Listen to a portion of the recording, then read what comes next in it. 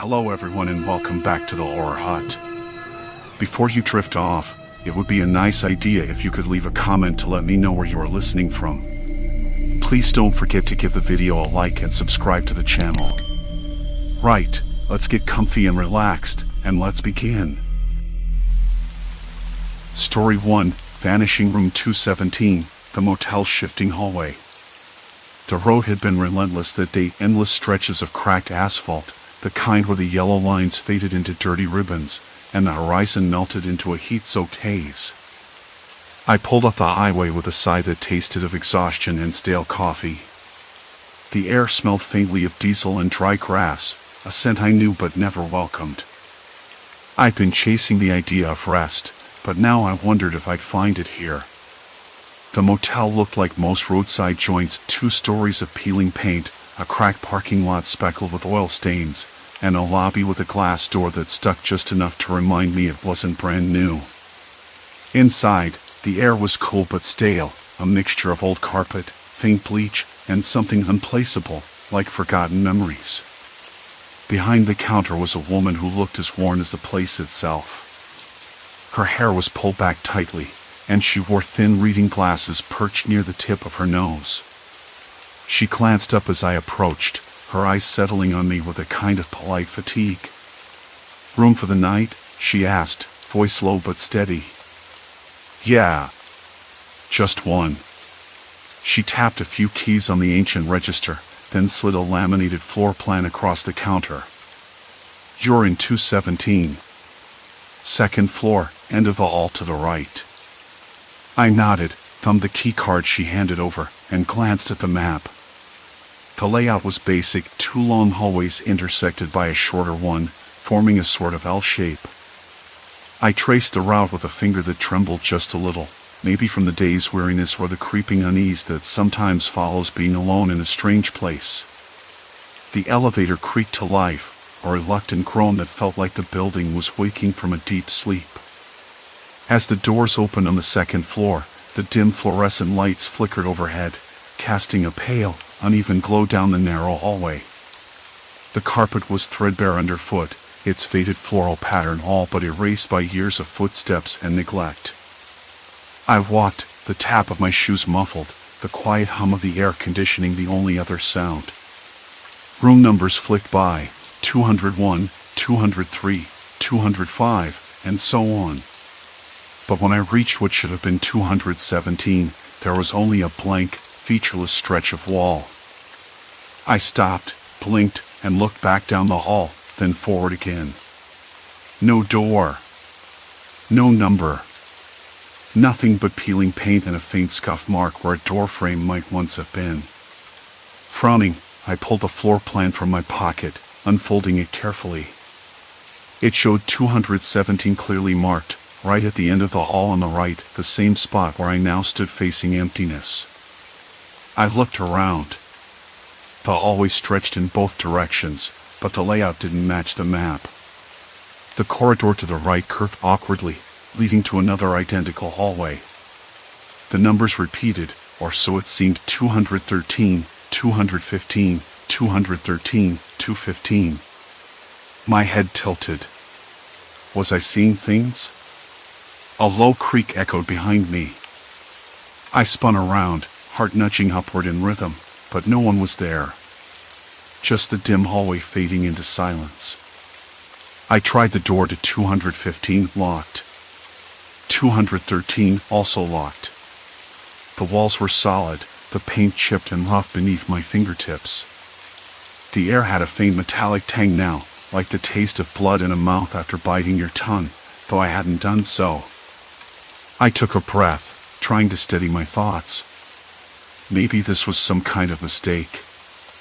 I could go back downstairs, talk to the clerk, get a new key. But when I turned to retrace my steps, my feet moved forward instead, down the hallway I'd just come from. The same numbers stared back at me, the same threadbare carpet, the same flickering lights. The space felt smaller, tighter somehow, as if the building was shrinking around me. Room after room passed. Empty. Silent. The stale smell thickened, mingling with a faint dampness that clung to the air, making me wrinkle my nose. I stopped, pressed my back against the wall. The hallway was too quiet now, the usual hum of the night replaced by a hollow stillness that pressed in on my ears. "Hello?" I tried the word softly, but it felt swallowed by the emptiness. No response. Not even a creak or groan from the building settling. I swallowed hard. The keycard felt cool and smooth in my pocket, a small, solid proof that I wasn't imagining this. But where was my room? Where was 217? I pulled the floor plan out again, frowning at the lines and squares. The layout didn't make sense. It was as if the building's insides had shifted, rearranged themselves while I wasn't looking. I shook my head, a dry laugh escaping me. Okay, weird motel. Got it. The thought didn't comfort me. I tried the stairwell at the end of the hall, its metal door cold and unyielding. Locked. No sign of an elevator shaft either, just more corridors curling away like veins. I moved forward, step by step, the carpet soft underfoot, the walls closing in. There were no other guests. No sounds from other rooms, no televisions, no muffled conversations, no laughter or coughing. Just me, the hum of flickering bulbs overhead, and the faint, persistent scent of damp plaster and something else I couldn't place. Old fabric? Dust? The kind of smell that clings to forgotten places. A door down the hall creaked open suddenly, slow and deliberate. I froze, breath caught. But no one appeared. The door swung gently on its hinges, then closed with a soft click. I tried to call out again, but my voice was caught in my throat. Panic fluttered in my chest, subtle but insistent. I tried to think. This had to be some mistake, some bizarre coincidence. Maybe I'd been given the wrong key, or the map was outdated. Maybe the clerk was tired, or the building was under renovation. Yet every hallway I took led me back to the same place, the same empty rooms, the same flickering lights. The air grew colder, the silence heavier. My hands trembled as I pressed them against the wall, feeling the rough plaster beneath my fingers, grounding myself. I realized then that something was wrong. Not just a little wrong. The kind of wrong that makes you question everything you thought you knew when you locked the door and turned off the dim light that cast long, dancing shadows that first night. I was trapped. And the motel was watching. The hallway felt colder still, the stale air settling deep in my lungs as I stood there, pressed against that rough plaster wall. I opened my eyes and forced myself forward. The room numbers were a cluster of near-identical digits, 214, 215, 216. None of them was my assigned room, 217. I checked the faded map again, taped crookedly on the lobby wall. The layout stopped at 216. Number 217 anywhere. A mistake? Maybe. But the map was old, yellowed with age, and someone had clearly taken time to post it behind the plastic frame. I ran my fingers over the print, squinting under the buzz of the fluorescent light that threatened to give out any second. I decided I couldn't just wait. I had to know what was going on. I needed answers. I tried the elevator first. The buttons were sticky under my fingertips, worn down from years of use. I pressed the button for the ground floor. The elevator shuddered, groaned, and then shuddered again before the lights inside blinked out. It was dead. I guessed maintenance had either forgotten about it or deliberately disabled it. No surprise there. I stepped back and looked down the corridor to the left. The hall stretched out, lined with doors that all looked the same, scuffed paint, peeling stickers, faded numbers. Silence hung thick in the air, unbroken but for the faint hum of the refrigeration unit somewhere behind the walls. I could hear the buzz of a distant street lamp. Somewhere far off, A dog barked. I swallowed hard, my mouth dry, and started walking. Each step echoed off the cracked linoleum floor. The walls seemed to close in tighter with every turn. I tried to memorize the pattern, counting the doors, noting the placement of fire extinguishers and emergency lights, but it was pointless. The hallway curved, but when it did, it brought me back to the same place, an identical intersection that I was sure I'd passed before.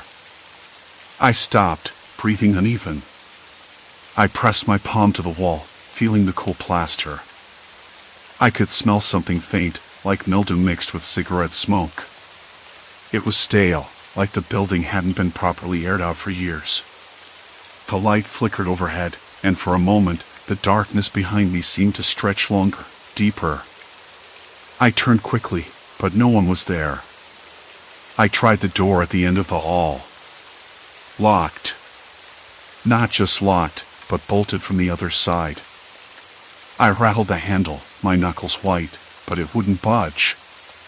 The metal was cold beneath my fingers, unyielding.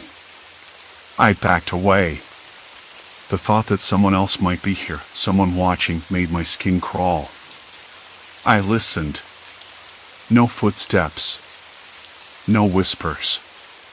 Just that low, constant hum and the distant barks fading into the night.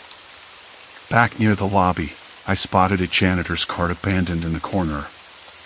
It looked recent, the mop head was damp, and the cleaning spray bottle still half full. I rifled through it, hoping for a walkie-talkie or even a cell phone left behind. Nothing. Just a couple of dusty rags and a faded schedule taped inside the side panel. I unfolded the paper carefully. It was a list of daily tasks: check room locks, clean lobby, replace bulbs. Nothing unusual except the hours. Every shift ended at midnight. No staff after that, it seemed. No one else around right now. I read and reread the list until the edges curled in my hands. I needed more information. I decided to try the office behind the lobby desk. The door was ajar, the lock hanging loose.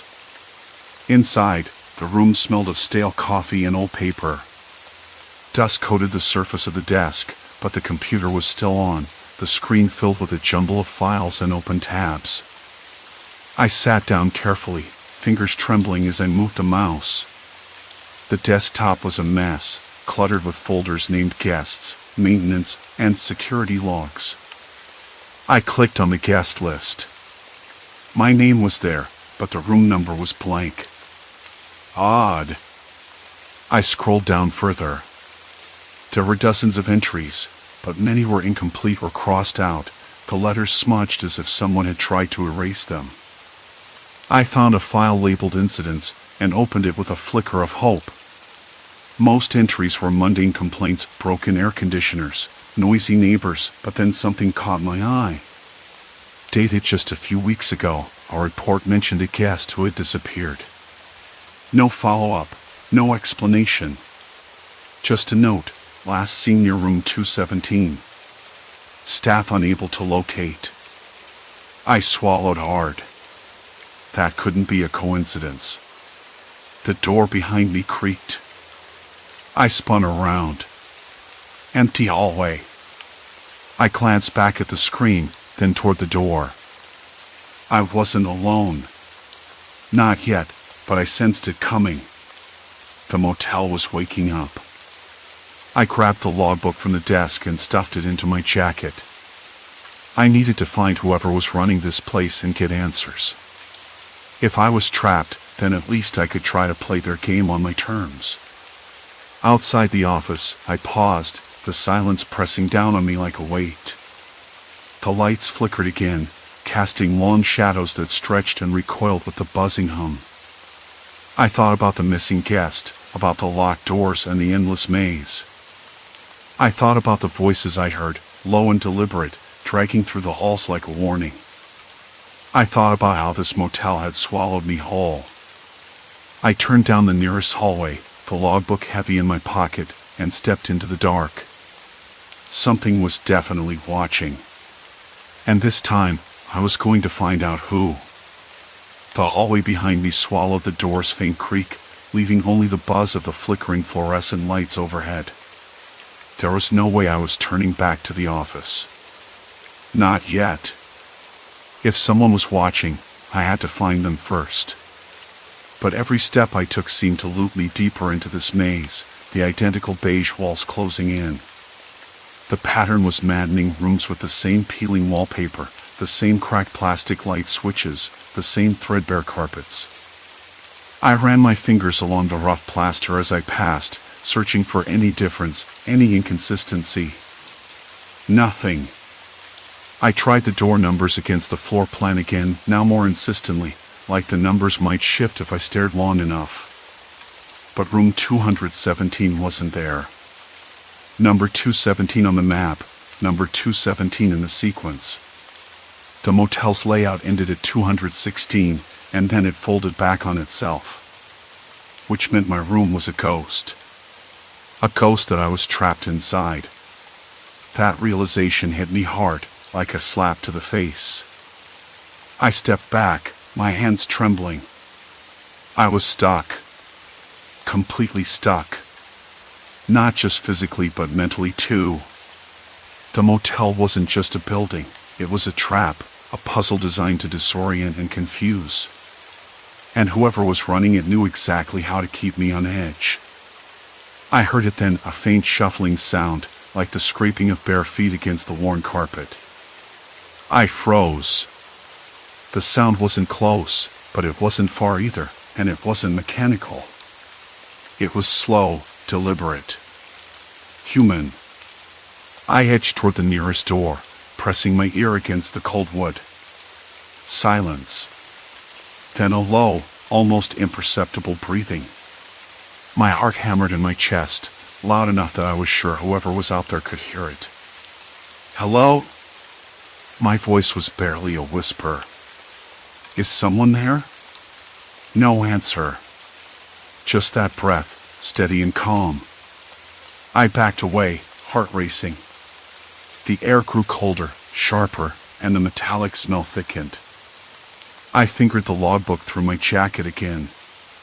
The scribbled notes, the names crossed out, the cryptic remarks about guests who don't check out. Guests who don't check out. That phrase wasn't just a metaphor anymore. I tried the door I'd come in through. Locked. No handle. Just a smooth panel where the knob should have been. I slammed my shoulder against it, then my fists, but it didn't budge. Panic started to rise, a raw, hot wave that made my vision blur. I backed away, gasping. Okay, I told myself, trying to breathe through the tightening in my chest. Think. I turned and sprinted down the hallway, desperate for a different exit.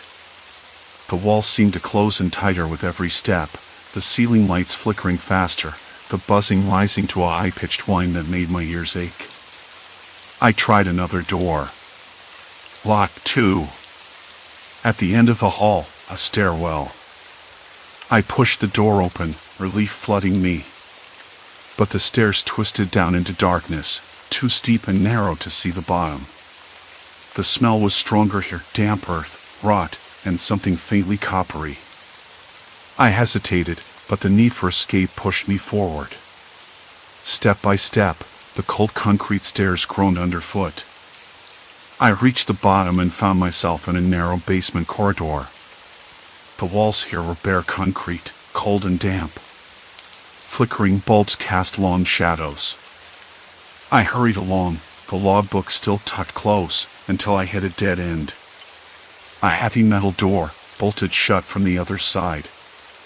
I pressed my ear against it. Nothing but silence. My breath came in ragged gasps. The chill seeped into my bones. Then, a faint tapping.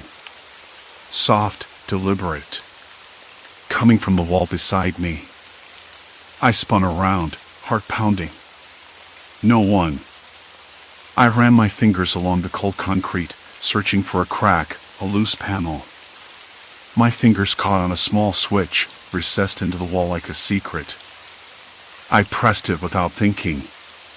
The metal door in front of me slid open with a grinding hiss. Cold air rushed in, sharp and fresh, like the outside world was just beyond reach. I stepped forward into a narrow alley, the night sky a sliver of dark blue above.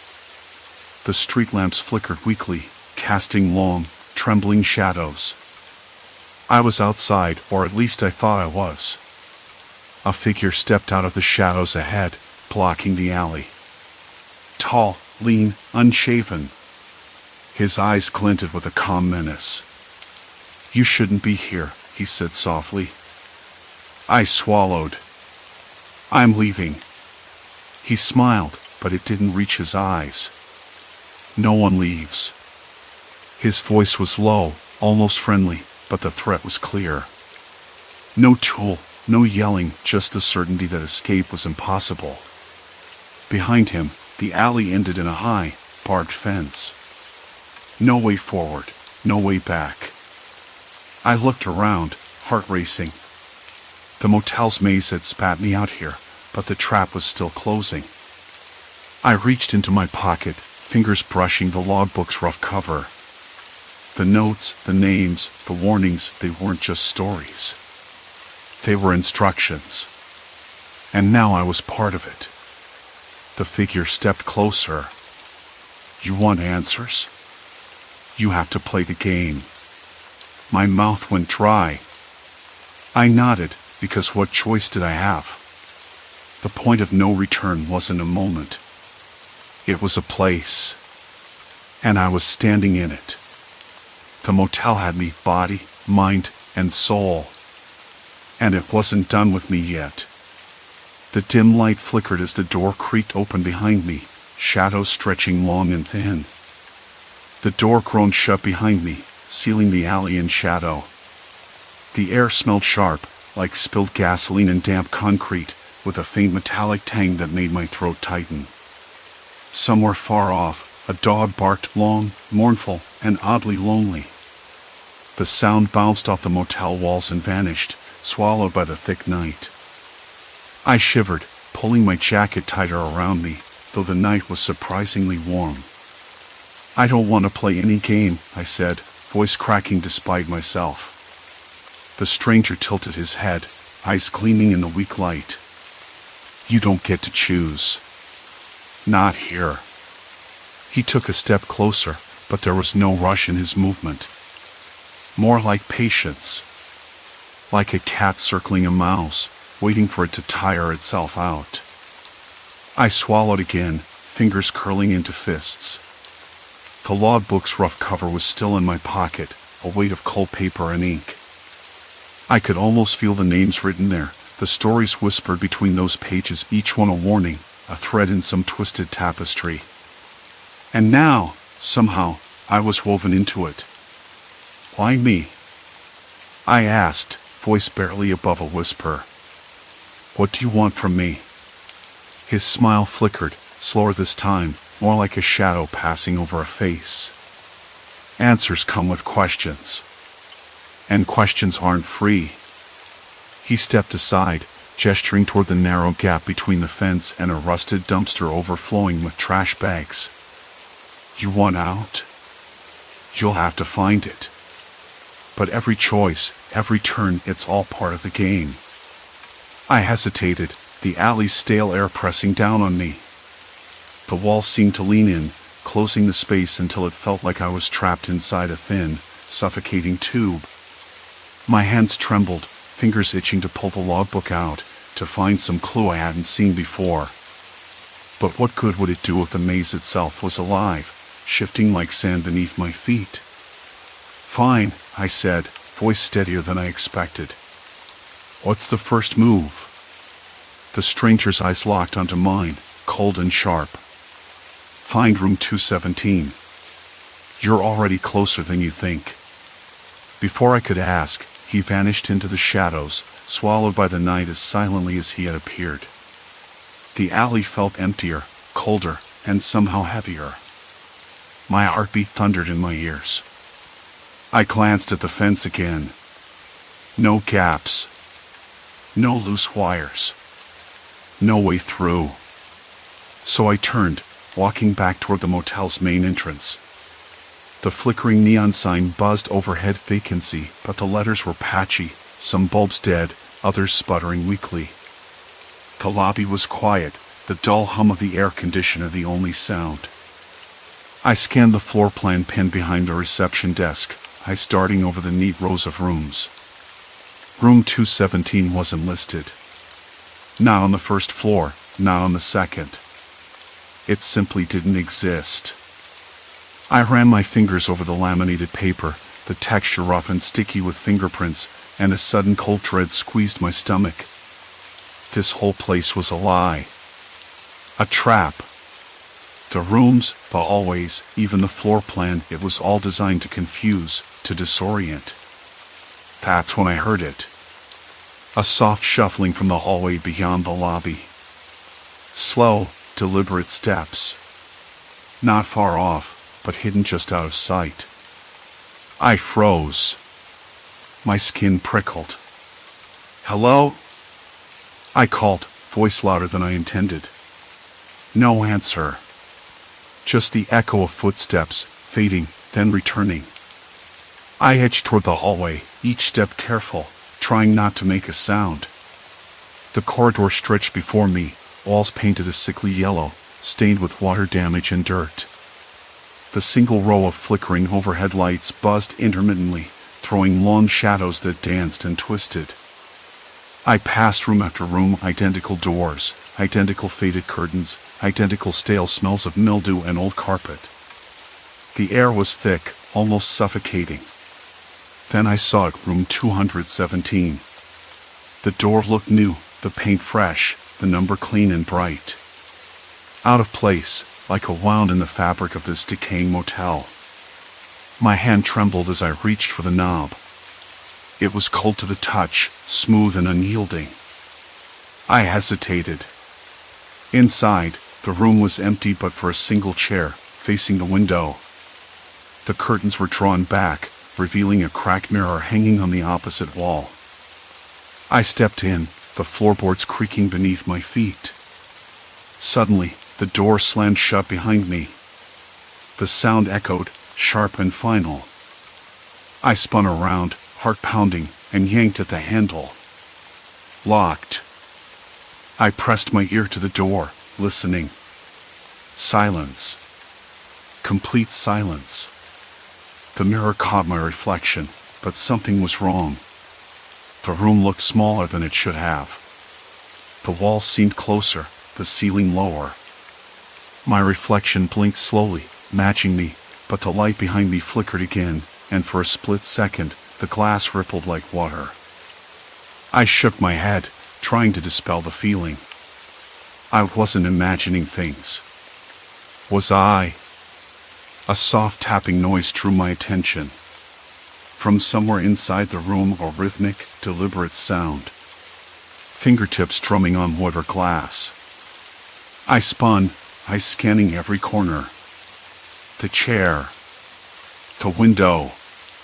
The thin curtains. Nothing. Then, a voice. Low, almost a whisper, coming from the vent near the ceiling. Do you see it now? I swallowed hard, pressing my back against the door. Who's there? No answer. Just the tapping again. Slower this time. Like a heartbeat. I slid down, sitting on the floor, knees pulled up. The air smelled stale, like trapped dust and something else. Something metallic. The tapping stopped. Silence. Minutes passed. Hours, maybe. I couldn't tell. Then, a faint sound. A shuffle. Something moving in the hallway outside. I scrambled up, pounding on the door. Help. Someone, please. The voice returned, softer now. Help. No one helps here. A cold realization settled over me. This wasn't a random trap. It was personal. I pressed my ear again to the door, listening. Footsteps. Slow. Careful. Then a whisper. "Welcome to the game." The lock clicked. The door creaked open, just enough to let a sliver of light through. And standing there was the stranger with that same unsettling smile. I forced myself to stand, face him. "What do you want?" He stepped inside, eyes scanning the room like a predator sizing up prey. "Your choices," he said simply. "Every step, every turn, they're all watched. And you've already lost more than you know."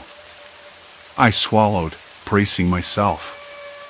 "Then tell me," I said, voice steady despite the pounding in my chest. "How do I win?" He laughed, a soft, hollow sound that didn't reach his eyes. "There's no winning. Only surviving. And right now, you're running out of time." The light flickered again, the room plunging into near darkness. My skin prickled. The air grew colder. And in the shadows, I knew the real game was only just beginning. The moment I stepped into the lobby, something about the place felt off. The fluorescent lights buzzed overhead, casting a sickly, uneven glow on the faded carpet. I glanced up at the floor plan pinned crookedly behind the front desk. It was a simple rectangle, a basic layout, rooms 101 through 110 on the right wing, 111 through 120 on the left. But the key card the clerk handed me was for room 117B. The B wasn't on the map anywhere.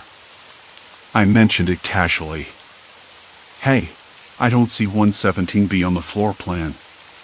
The clerk didn't look up from the screen. "That's because it's a new edition. Didn't get the map updated yet." I nodded, but the tightness in my gut told me I shouldn't have accepted that explanation so easily. The hallway smelled of stale carpet and cheap air freshener, the kind that tries too hard to mask decades of neglect. I slid the card into the lock, and the door clicked open. Inside, it was exactly like every other room I passed on the way here. Beige walls, a wobbly nightstand, a flickering ceiling bulb struggling to stay lit. The window was too small to see much beyond the parking lot, where a lone, dusty pickup truck sat idling for no reason. I dropped my bag with a thud and tried the door. Locked. I turned the handle again, more forcefully this time. Locked. The key card still worked, but the knob wouldn't budge outward. I laughed nervously to myself. Okay, weird. Probably just a faulty lock. But when I tried to leave the room via the hallway, the corridor behind me twisted in ways that didn't make sense. I swear the wall shifted. I passed the same cracked tile again, the same peeling wallpaper with water stains that looked like old bruises. The numbers on the doors, 117B, 118B, 119B, were all wrong, too.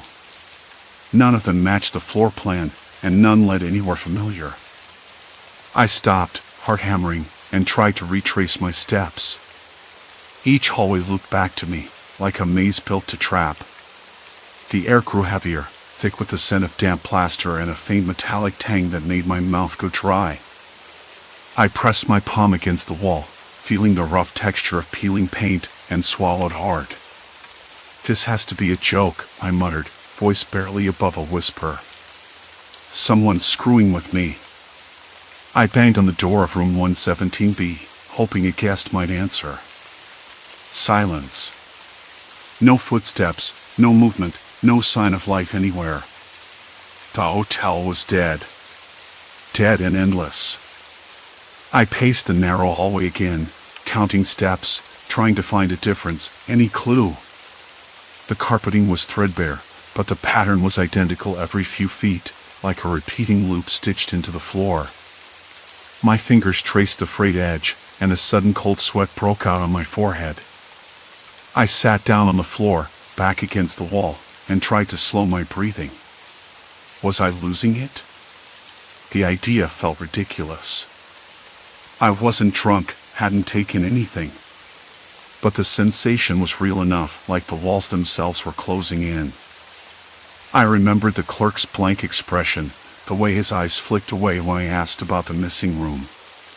Something about him didn't add up. I'd seen him glance toward the back office just before I took the key. Maybe he knew. Maybe he wanted me stuck here. I forced myself to stand. If I was trapped, I needed to find a way out. Anyway, I started knocking on every door I passed, hoping anyone would answer. A faint rustling behind one door made me freeze. I waited, heart pounding, but it was just the wind slipping through the cracks. Hours passed. Or maybe only minutes. Time lost meaning. The fluorescent lights flickered erratically, casting long shadows that shifted and stretched like living things on the walls. I couldn't tell if it was getting darker outside. The endless hallways swallowed any sense of direction. Then, I heard it. Footsteps. Soft, deliberate, echoing just beyond the bend. I held my breath, every nerve screaming to run, but my legs wouldn't move. A figure appeared, a man, tall, his face obscured by shadows. He didn't say a word but gestured toward the door at the end of the hall. My skin prickled with unease, but I followed. The door was different. Heavy wood, solid, with a brass handle worn smooth by years of use. I hesitated. "Why are you helping me?" I asked.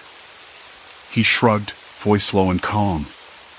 "Because if you stay, you'll never leave.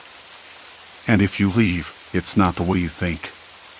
The words didn't make sense, but the door felt real. I gripped the handle and pulled. It opened onto a narrow stairwell leading down. The air smelled fresher, cooler. I descended cautiously, the man close behind but silent. At the bottom, a small exit door stood ajar. Outside, the night was clear, the sky sprinkled with stars. I stepped through, gasping, almost collapsing on the cracked asphalt. The motel loomed behind me, dark and silent, its windows like dead eyes. I turned around. The man was gone. I didn't wait. I ran to the highway, the sound of distant engines and barking dogs filling my ears. I didn't look back until I reached the first gas station miles away. The neon sign flickered weakly, casting a pale blue light on my shaking hands. I told the attendant everything. He nodded, eyes wide but skeptical. "That place? It's been shut down for years. Nobody stays there." I laughed bitterly. "I stayed there." He shrugged. "Maybe you just needed to get away." And maybe I did. But the memory of those endless hallways, the cold walls, the silence that screamed, it stayed with me, long after the night had passed. I haven't driven that stretch of highway since. Sometimes, when I'm lying in bed, I think I hear footsteps outside my window. Just for a moment. I don't look. Because some places aren't meant to be found. And some doors, once opened, never truly close. Story 2, Vanishing Guests, Motel's Haunting Secret. I never thought a night shift could feel so ordinary and yet so wrong at the same time. Late September nights in this part of the country can get surprisingly cold, but the cold inside the motel had nothing to do with the weather. It was the kind of cold that seeps in through chipped plaster and broken window seals, but it also settled on you when something isn't quite right. I rubbed my hands together, the rough calluses on my palms scraping against the worn wood of the counter. The smell of old coffee lingered in the air, strong and bitter, a reminder of the night's first pot I'd brewed around 11 p.m. I had worked the graveyard shift for almost a month now. It was supposed to be easy money, quiet nights punctuated by the occasional traveler or trucker. At least, that's what the manager, a man named Will, promised me during the interview. In reality, the motel was a tired relic, the kind of place where the walls hold more secrets than the guests. The faded carpet was stained in places I didn't want to think about, and the air conditioning clattered like it was on its last legs. But the pay was decent, and it kept me off the streets. That night, I was halfway through a lukewarm cup of coffee when the first odd thing happened. A man walked in just past midnight, wearing a threadbare coat and a hat pulled low over his eyes. He moved slowly, like someone trying not to be noticed. I glanced up from the register, expecting the usual room for the night routine, but when I looked back, he was already gone. No footsteps on the cracked tile, no bell ding, no sound at all. The door had closed behind him with that familiar creak, but it felt off. I shook my head and muttered to myself, must have been my imagination. I checked the guest log. Nothing new. No record of a check-in since the last trucker 2 hours earlier.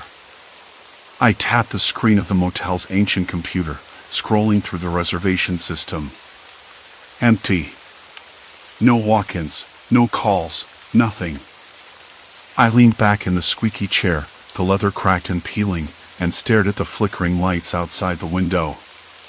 The parking lot was mostly empty, save for a rusted sedan that looked like it had been there longer than I had. That's when I noticed the room, with its faint smell of dust and decay numbers. On the far side of the building, rooms 8 through 12 were dark. Permanently dark, it seemed. No lights flicking on and off, no shadows moving behind the curtains. I'd never seen those rooms occupied, but a few weeks ago, I heard faint music coming from room 10, something like an old blues record playing softly. I thought maybe it was a guest, but when I checked, no one was inside. The door was locked, no sign of recent entry. I shrugged it off. The place was old, after all. Maybe a loose speaker somewhere or a neighbor's radio drifting in. Still, a knot tightened in my stomach. I tried to focus on the mundane, checking the time, sipping more coffee, jotting down a maintenance request about the flickering lobby light. Around 2 a.m., the lobby phone rang, its shrill tone cutting through the silence. I answered immediately, expecting the usual requests for directions or complaints about noisy neighbors. Instead, a woman's voice whispered, barely audible, "Are you there?" The line went dead before I could respond. I frowned, pressing the receiver to my ear, but there was only static. I glanced at the CCTV monitor behind me, the grainy black and white images flickering across the screen. The camera feed showed the lobby, the parking lot, the hallway outside rooms 8 to 12. Nothing moved. No one was there. No cars pulling up.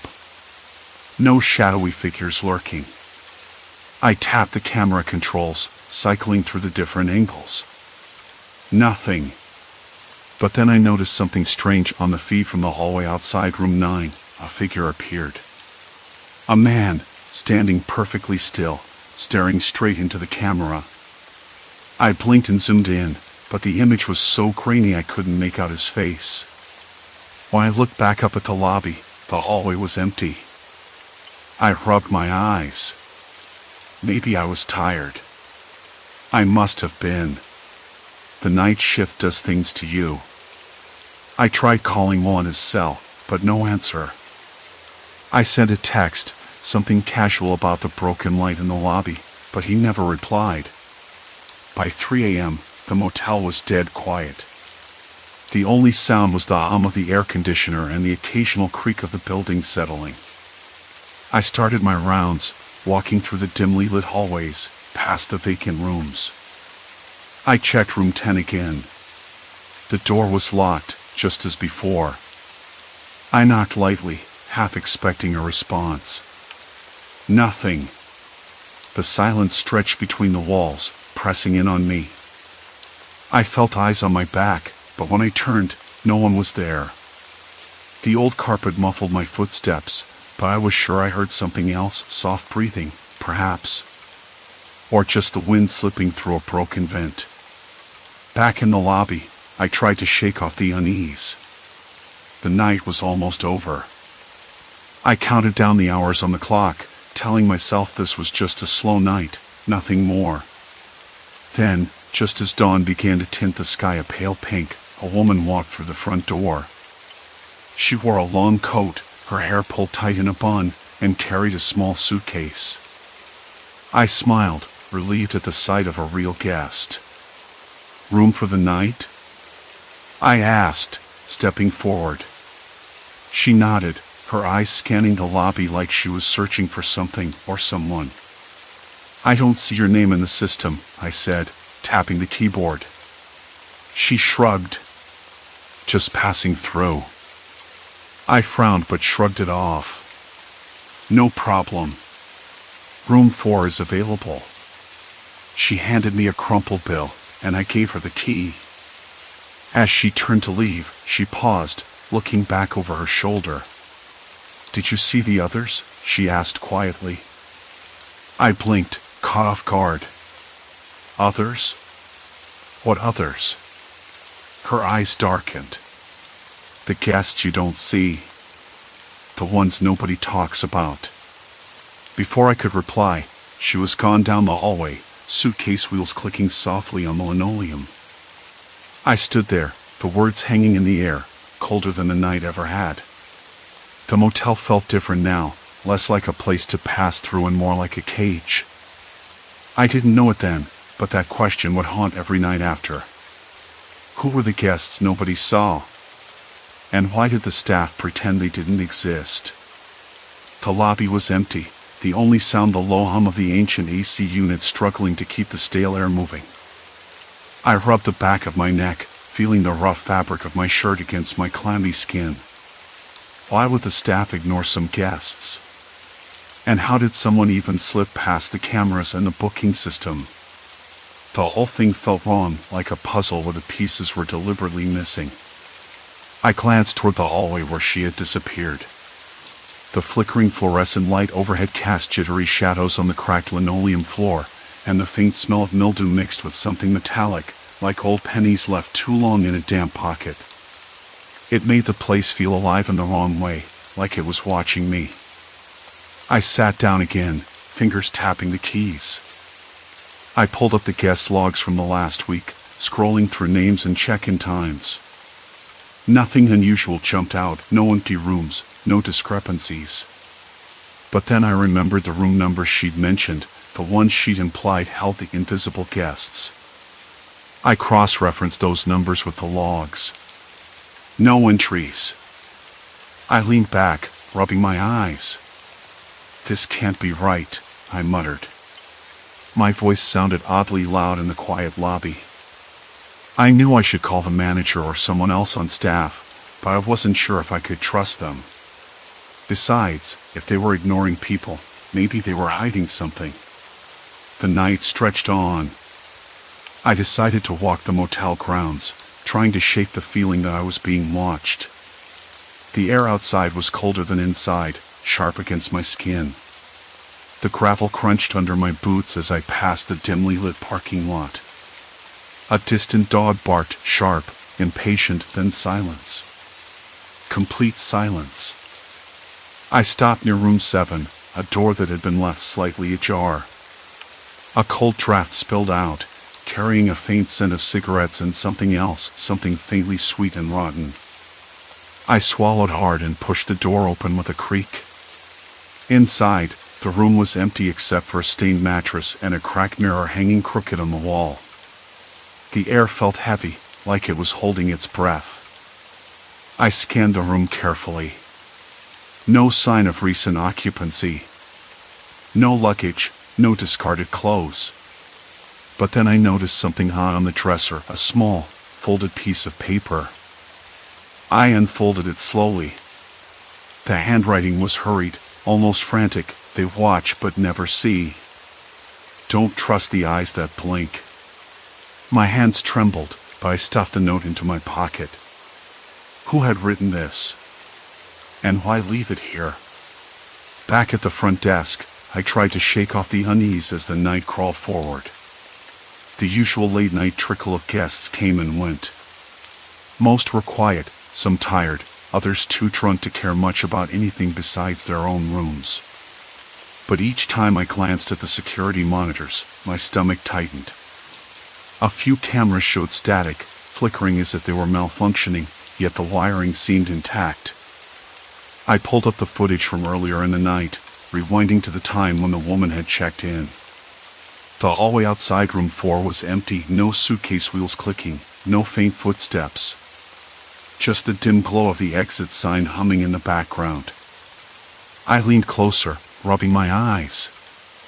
Maybe it was a glitch. Maybe I was tired. But then, a shadow flickered across the frame, quick, too quick to be a trick of the light. Something moved, but it wasn't on the logs. Not on any system. My phone buzzed sharply in my pocket. I jumped, nearly knocking over a stack of pamphlets. It was a text from Jamie, the day shift clerk I'd talked to once or twice. "You working tonight? Weird stuff happening. Call me when you can."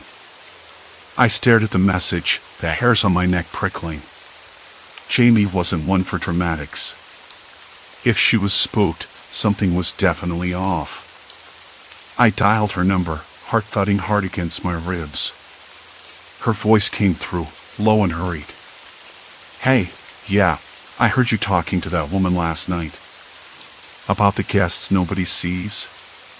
She paused. "You're not imagining things." "What do you mean?" I asked, swallowing the lump rising in my throat. "There's stuff. Guests who check in, but they don't show up in the system. No record. No cameras catch them. The night staff acts like they're not there." I thought I was losing it, but I'm not. I ran a hand through my hair. Why would anyone do that? Ignore people like they're ghosts? Jamie hesitated. "Some of the night staff are. Well, let's just say they have reasons. People come here for things they don't want others to see. Deals. Meetings. Sometimes it's just easier to pretend certain guests don't exist." "That sounds like a recipe for disaster," I said, voice low. "Have you ever tried to find out more?" "Not yet. But I'm thinking of it." There was a pause, and then Jamie added, "Be careful. Not everyone here wants the truth." Before I could respond, the line went dead. I stared at the phone, the silence in the motel suddenly feeling heavier, more oppressive. The crackling of the lobby's ancient radio filled the space, playing a soft, melancholy song. I looked around, the weight of those unspoken secrets pressing down on me. I didn't know who to trust anymore, not the staff, not the guests, not even my own eyes. And yet, I was caught in the middle of it. A night shift clerk in a motel full of invisible people, half-truths, and shadows that refused to stay in their place. I checked the clock. 2:30 a.m. The witching hour of this rundown place. My hands still shook as I prepared to make my next move. Because whatever this was, it wasn't going away. Not tonight. Not ever. The question was, would I survive long enough to find out why? The line had gone dead, but the silence that filled the room was louder than any hiss or static. I stared at my phone, the glow of the screen pale against the flickering overhead bulb. The lobby felt suffocating, like the shadows were pressing in closer, waiting. My fingers trembled, but I forced myself to stand and pace, the worn carpet underfoot rough against the thin soles of my shoes. The radio crooned on, soft, mournful, like a ghost trying to sing itself away. 2:30 a.m. I checked the clock again. Time crawled, dragging the night out longer than I wanted. Every creak of the old building seemed sharper now, every distant bark or rustle more urgent. Jamie's warning echoed in my head, not everyone here wants the truth. I knew that, but I needed to know anyway. The first thing I did was pull the motel's guest ledger off the front desk, an ancient, leather-bound book filled with yellowing pages and faded ink. I flipped through it, glancing at names and dates, trying to find any mention of those guests, the ones the staff ignored like they evaporated into thin air. Nothing. No mysterious arrivals, no unexplained stays. It was as if they slipped in and out with no trace, no record, no official acknowledgement. And yet I'd seen them, heard their voices, felt their presence. It was maddening. I shoved the ledger aside and grabbed the motel surveillance monitor. The screens blinked to life, showing grainy black and white footage of the parking lot, the hallway outside the rooms, the lobby. I scanned each feed, eyes darting for anything unusual.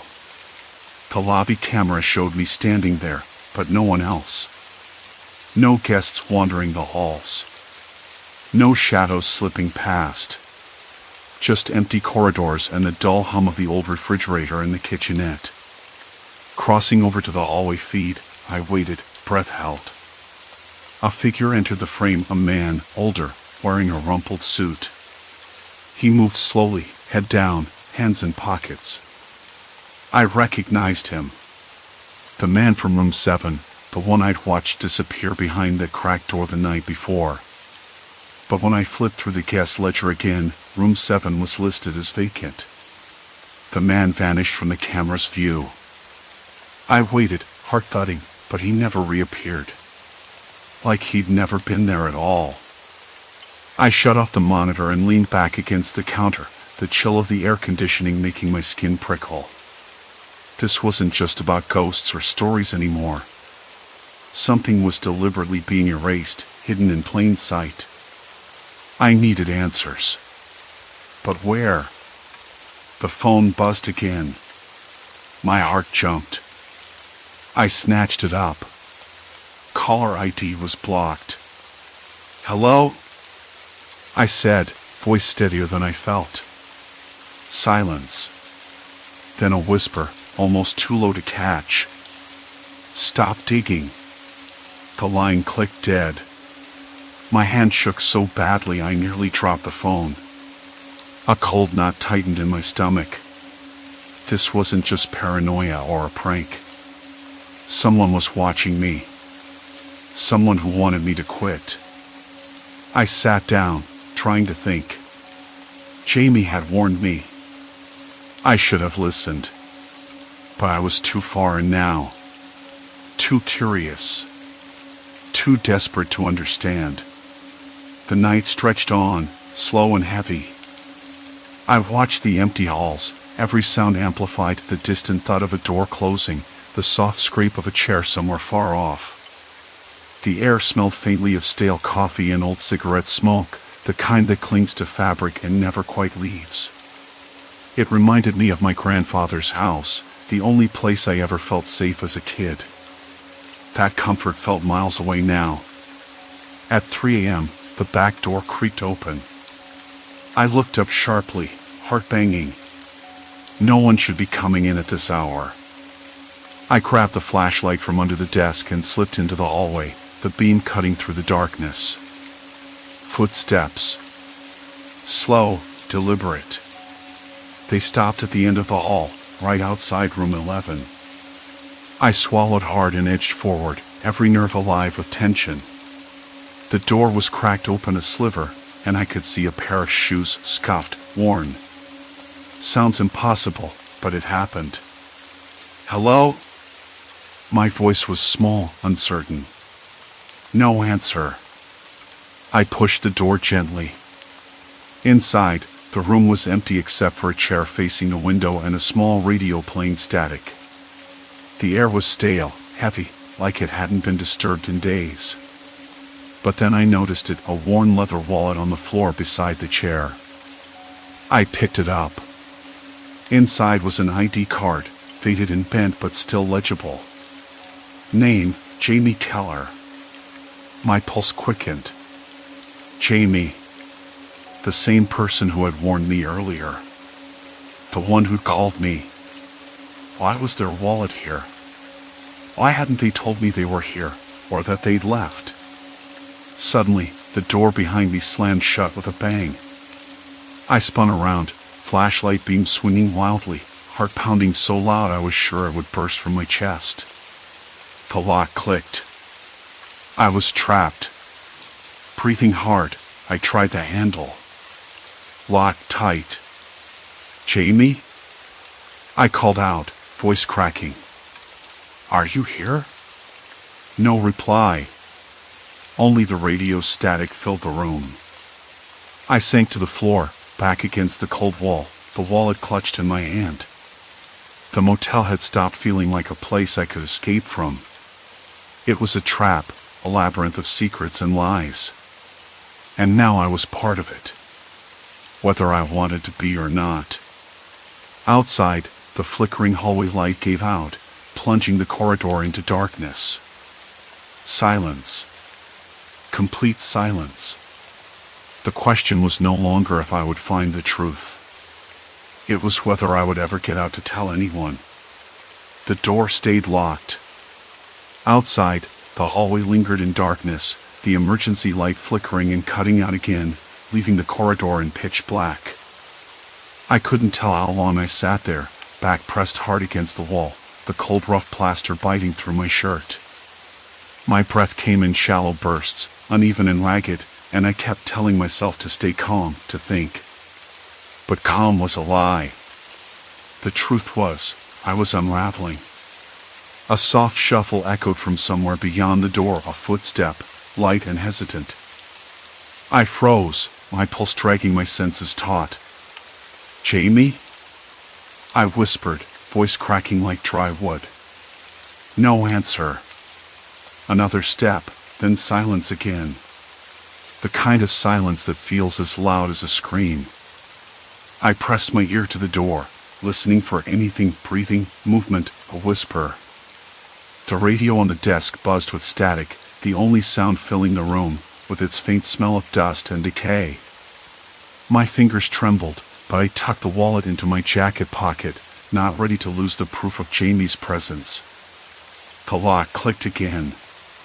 Not the door, but the lock on the small maintenance cabinet to my left. It was old, rusted, and somehow it gave me a spark of hope. I moved cautiously, the floor creaking beneath me like the motel itself was holding its breath. Inside the cabinet, I found a flashlight and a handful of batteries. The flashlight was bulky, scratched, but it worked when I flicked the switch, casting a narrow, steady beam into the shadows. I scanned the room, the light jittering over peeling wallpaper and cracked tiles. A faint smell of burnt coffee mixed with something metallic, maybe rust. I thought about Jamie's warning, their voice still ringing in my head from the phone call earlier. They'd sounded urgent, scared even. "Don't trust the staff," they'd said. But now, trapped and alone, I realized I had no one to trust. Suddenly, faint footsteps approached from the other side of the door. Not the hesitant shuffle from before, but deliberate, heavy, slow. My skin prickled. Whoever was out there wasn't just wandering, they were looking for me. I clutched the flashlight tighter, its beam shaking. "Jamie?" I called again, louder this time. "If you're out there, please." No response. The footsteps stopped. Silence. My breathing filled the room again, the tension knotted tight inside my chest. Then, a low voice whispered through the door crack. "You shouldn't be here." The words were soft but carried an edge that sliced through the quiet. I pressed my ear harder against the door, but couldn't make out more. My mind raced. Who was out there? And how much did they know? I forced myself to stand, the floor cold beneath my bare feet. The wallet in my pocket felt like a lifeline, a key to something I didn't fully understand yet. Jamie's name was the only thread I had left. The hallway light outside sputtered and died again. Darkness swallowed the corridor whole. I edged toward the door, the flashlight cutting a path through the black. A faint breeze slipped under the threshold, carrying whispers of stale smoke and something else, fear, maybe. Or warning. I tried the handle one more time. Locked tight. Panic threatened to rise, but I pushed it down. I had to think. If the door wouldn't open, maybe another way out existed. I scanned the room again, flashlight beam resting on a small window near the ceiling, too high to reach, but maybe if I found a chair or something to climb on.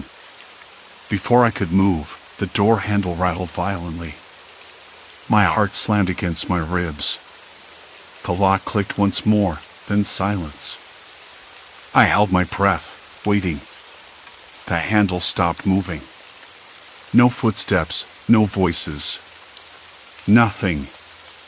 I sank back to the floor, the rough plaster scraping my skin. My mind spun in circles. Jamie was here. The wallet proved it. But the staff, they acted like the guests didn't exist. No records. No cameras. Now, I was locked in a room with someone out there who didn't want me to leave. I needed a plan. I looked around the room, eyes landing on the old phone on the desk. The receiver was off the hook. I grabbed it, pressing it to my ear. A dial tone. Then, static. Then a voice, a garbled whisper, impossible to make out. My hands shook. I slammed the receiver down. What use was a phone line that only gave static and murmurs? A sudden noise from the hallway made me jump, a low, dragging sound, like something heavy being pulled across the floor.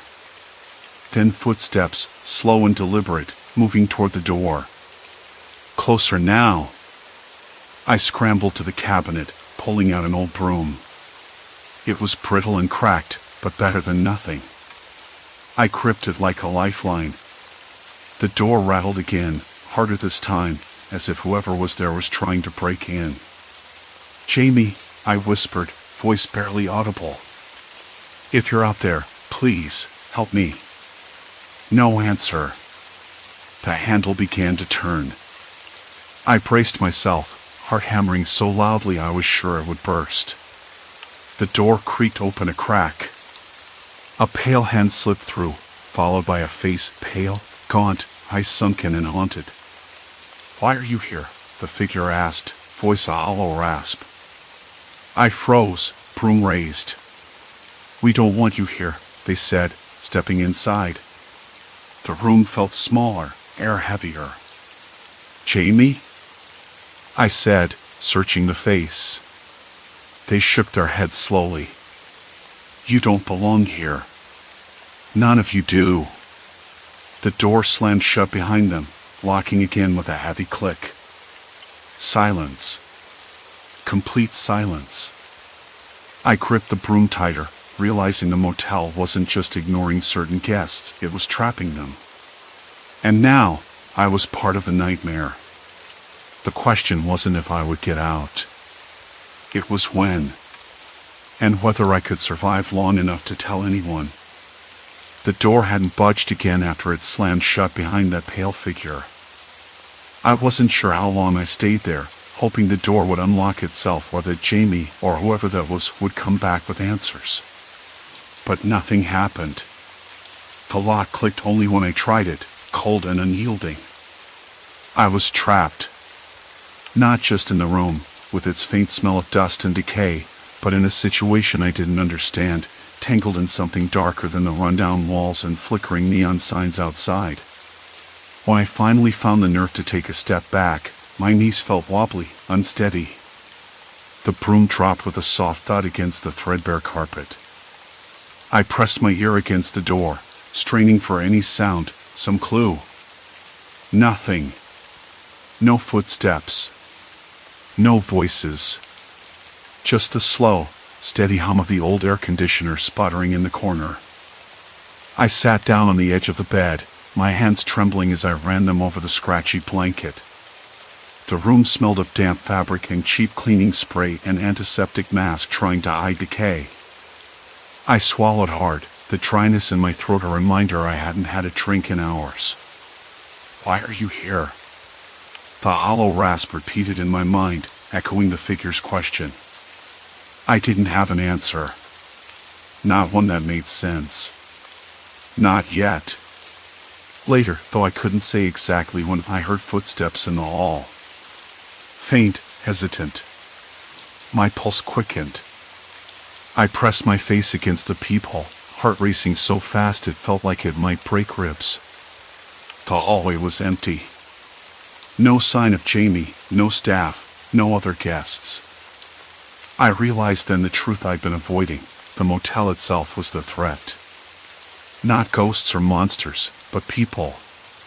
Or maybe the absence of people. The way the staff ignored certain guests wasn't a glitch. It was a strategy. A deliberate erasure. I thought back to the front desk, the faces I'd seen. The records that never existed. The cameras that never caught the unlisted guests. It wasn't a question of supernatural forces, but of control, denial.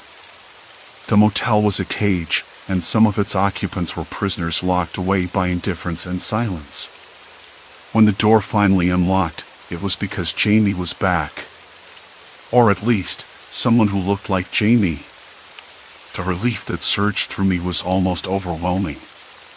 But the hollow eyes, the haunted expression, they hadn't changed. The figure stepped aside wordlessly. I followed them into the hallway, the fluorescent lights flickering overhead. Outside the room, the motel was eerily quiet. Too quiet, even for the dead hours of the night. The front desk was empty. The usual hum of the vending machine was gone, replaced by a low buzzing noise that set my nerves on edge. Jamie, if that was truly their name, led me to the office. They moved slowly, as if the weight of the place pressed down on every step. Once inside, they gestured toward the empty files and blank screens. No records, they said simply. Why? I asked, voice barely above a whisper. They shook their head. Because they don't want you to know. I could taste the bitterness in my mouth, the metallic tang of fear mixed with anger. This wasn't just a rundown motel. It was a trap, a place where some people vanished from reality, erased by the very system meant to protect them. I sat at the desk, running my fingers over the cold surface. The silence pressed in again, but this time it felt different. Heavy with secrets, thick with unanswered questions. Jamie, if that was their name, stood beside me. You have to leave, they said. Before it's too late. I wanted to argue, to demand explanations, but the exhaustion hit me all at once. My legs ached, and my mind spun with the weight of everything I'd uncovered. I nodded instead. The walk back to the lobby was slow, each step echoing in the empty corridors. The fluorescent lights buzzed overhead, casting long, unnatural shadows that seemed to stretch and twist with every flicker. Outside, the first hints of dawn bled into the sky, pale and uncertain. When I finally stepped onto the cracked pavement, the cool morning air hit me like a splash of water. The motel loomed behind me, silent, indifferent, a fortress of secrets and silence. I didn't look back. The days that followed were a blur of restless sleep and haunted thoughts. I reported what I could, though the police were skeptical. Without records, without proof, my story sounded like a ghost tale or a hallucination born of exhaustion and stress. I understood their doubt. I doubted myself, too. But I knew the truth. The motel had swallowed people whole, hiding them in plain sight, dismissed by the very system that was supposed to keep them safe. And I'd been caught in its web. I didn't go back. I found another job, one with steady hours and visible faces. Still, the memory clung to me, the hollow eyes, the locked door, the silence that screamed louder than any shout. Sometimes, late at night when the world is quiet and the shadows feel too close, I wonder about those people. The ones who never existed on paper, the ones erased by neglect and fear. I wonder if Jamie, if that's even their name, is still there, trapped behind a door that won't open. And I wonder if anyone will ever hear their voice. The motel taught me something I hadn't expected. that the most terrifying monsters aren't always the ones you can see. Sometimes, they're the ones who choose to look away. Story 3, Endless Route, Trapped in Time Loops. I never expected a bus ride to feel like a slow unraveling. The ticket was a last-minute decision, booked more out of stubbornness than planning. I needed to get from Chicago to Denver, no flights, no trains, just a Greyhound that left at noon from the cramped terminal downtown. My backpack was too heavy, the seat too narrow, and the air inside the bus already tinged with the faint smell of stale coffee and something metallic, like old pennies left in a forgotten drawer. The engine rumbled beneath me, steady but dull, like a heartbeat I wasn't sure I wanted to follow. I sat by the window, watching the city blur into highways edged with cracked asphalt and scraggly weeds.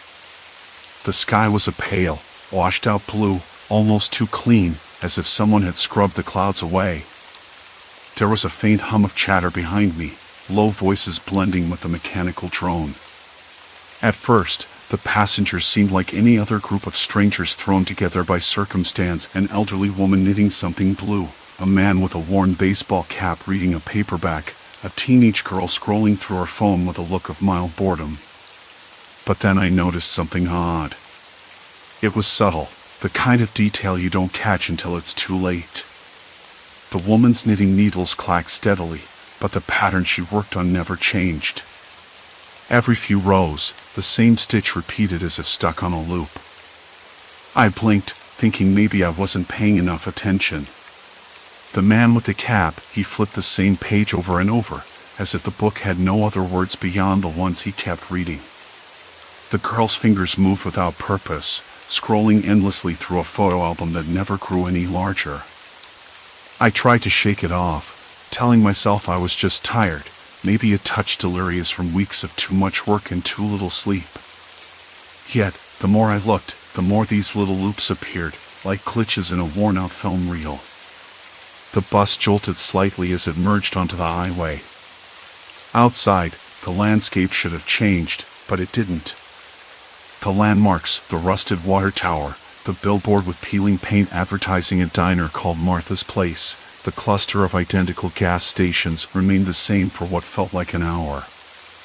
I checked my phone for the map, but the signal had died somewhere outside the city limits. No bars. Nothing. How far are we from Lincoln? I asked the driver during a brief stop, voice louder than I intended. He glanced back through the rearview mirror, his eyes shadowed but steady. Couple hours yet. You got a long way to go. I nodded and sank back into my seat, but the feeling of wrongness lingered, like a faint electrical buzz under my skin. The bus pulled into a rest stop, an old-fashioned place with cracked concrete and a vending machine that rattled noisily when someone bought a soda. I stepped out, the air cool and dry against my face. The smell of gasoline mingled with the faint aroma of fried food from a nearby cafe. It was ordinary enough, but the people there didn't feel right either. A man with a gray mustache stood smoking just beyond the picnic tables, but his eyes didn't follow the smoke curling from his lips. Instead, they stared blankly at nothing. A mother called to a child, but the child never answered. Their voices were muted, as if spoken underwater. I rubbed my arms. The sun felt sharp, almost artificial in its brightness. Back on the bus, I tried to engage with the other passengers. Have you been to Lincoln before? I asked the girl with the phone. She looked up, but her eyes seemed distant. Sure, she said softly. It's nice. I pressed, what's the main street like? She shrugged. You know. Stores. People. Cars. That was it. No detail. No warmth. Just a rehearsed sentence. I felt a sudden weight in my chest, a tightness that made swallowing difficult. The man with the book shifted beside me. You knew around here? His voice was low, almost too quiet. Passing through, I replied. Why? He smiled, but it didn't reach his eyes. You'll see things. Things that don't make sense. I frowned. What do you mean? He shook his head and turned away, muttering something I couldn't catch. The bus rolled forward, the engine's drone growing louder again. I leaned against the window, tracing the blurry shapes of trees and fields. Trying to pinpoint exactly what felt off was like trying to catch a shadow. It slipped away just as I reached for it. Then, the first real anomaly hit me. The road signs. They were wrong. Not just slightly, but completely. The highway number changed inexplicably from 80 to 58 and back again. Town names I didn't recognize appeared and disappeared on the same signposts: Mapleview, Crestwood, Helmsbury. I checked an old paper map I'd stuffed into my backpack, the one I always carried as a habit, and none of these places existed. A cold knot formed in my stomach. Maybe I'd been on the wrong bus all along, or maybe I'd nodded off and dreamed the whole trip. But the bus driver's face, the cramped seats, the stale bus smell, all real. I looked around. The passengers were still there, but they seemed less like people now and more like actors in some uneasy play. Their smiles didn't quite reach their eyes. Their conversations, when they happened, felt rehearsed. I wanted to speak up, to ask questions, but the words felt trapped behind a glass wall. Something was wrong. Something was very wrong. I pulled my jacket tighter around me. The fabric was rough, slightly damp with sweat. The bus windows steamed from the heat inside, blurring the world outside into an indistinct watercolor of shapes and colors. I closed my eyes for a moment, willing the feeling to pass. When I opened them, the bus had stopped again. We were at a place that shouldn't exist. A small town square with a fountain that didn't run, surrounded by buildings of identical brickwork, their windows dark and empty. The street was silent except for the distant ticking of a clock tower that looked too new, too clean, to belong anywhere. The bus driver stood outside, leaning against the door, smoking a cigarette. No one else moved. I felt my hands tremble, fingers curling into fists against the seat. Why are we stopping here? I asked, voice barely above a whisper. The driver looked at me, his face unreadable. This is the part where you decide what to believe. I blinked. The street signs outside changed again, the names shifting like words in a Scrabble game. I swallowed hard, the taste of metal sharp on my tongue. And then, the bus door closed. The engine started. We rolled forward. Into the unknown. The bus rumbled back to life, the engine's growl filling the hollow silence of that impossible town square. The air inside the bus smelled stale, a mix of old upholstery and the faint tang of something I couldn't place, like the sharp scent of pine needles crushed underfoot.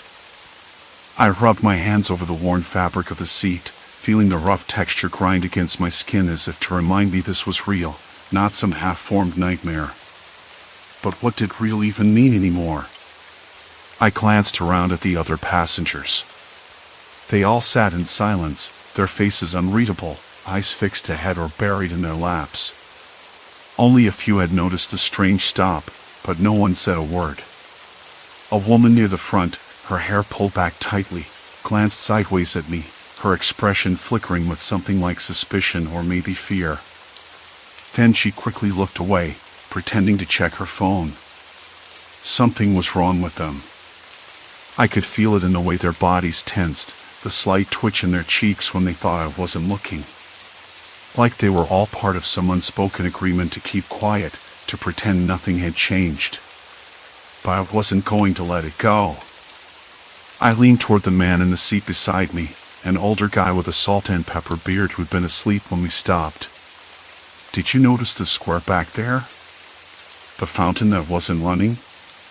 The clock tower that looked brand new? My voice was low, tearful. He blinked, rubbed his eyes, and shook his head. I don't remember. Maybe I was dozing. But I caught it, his hesitation. His eyes flicked to the window, then back to me, as if trying to decide how much to say. Look, he whispered finally, you're not the only one who's been seeing things that don't add up. But it's better not to say it out loud. I swallowed hard. Better? Why? He glanced around, making sure no one else was listening. Because if they find out you're paying attention, things get complicated. Complicated. That word settled in my chest like a stone. The bus hit a patch of uneven pavement, jolting me forward. I gripped the armrest, my knuckles white. Outside, the landscape was changing again. The neat rows of identical brick buildings faded into a stretch of empty road bordered by dense woods, too dense, too dark to be natural. The trees pressed close, their branches swaying as if whispering secrets I couldn't hear. I turned back to the window, but the reflection was blurry. My own face stared back at me, pale and drawn, eyes wide. I needed to understand what was happening. I had to start piecing together whatever twisted puzzle I'd been dropped into. The bus driver's words echoed, "This is the part where you decide what to believe." But belief was a luxury I couldn't afford. I reached into my backpack and pulled out the crumpled state map I'd been using to track our progress. My finger traced the route we should have been on, straight across the country, through towns I recognized from childhood road trips, familiar landmarks, and highways mapped in detail.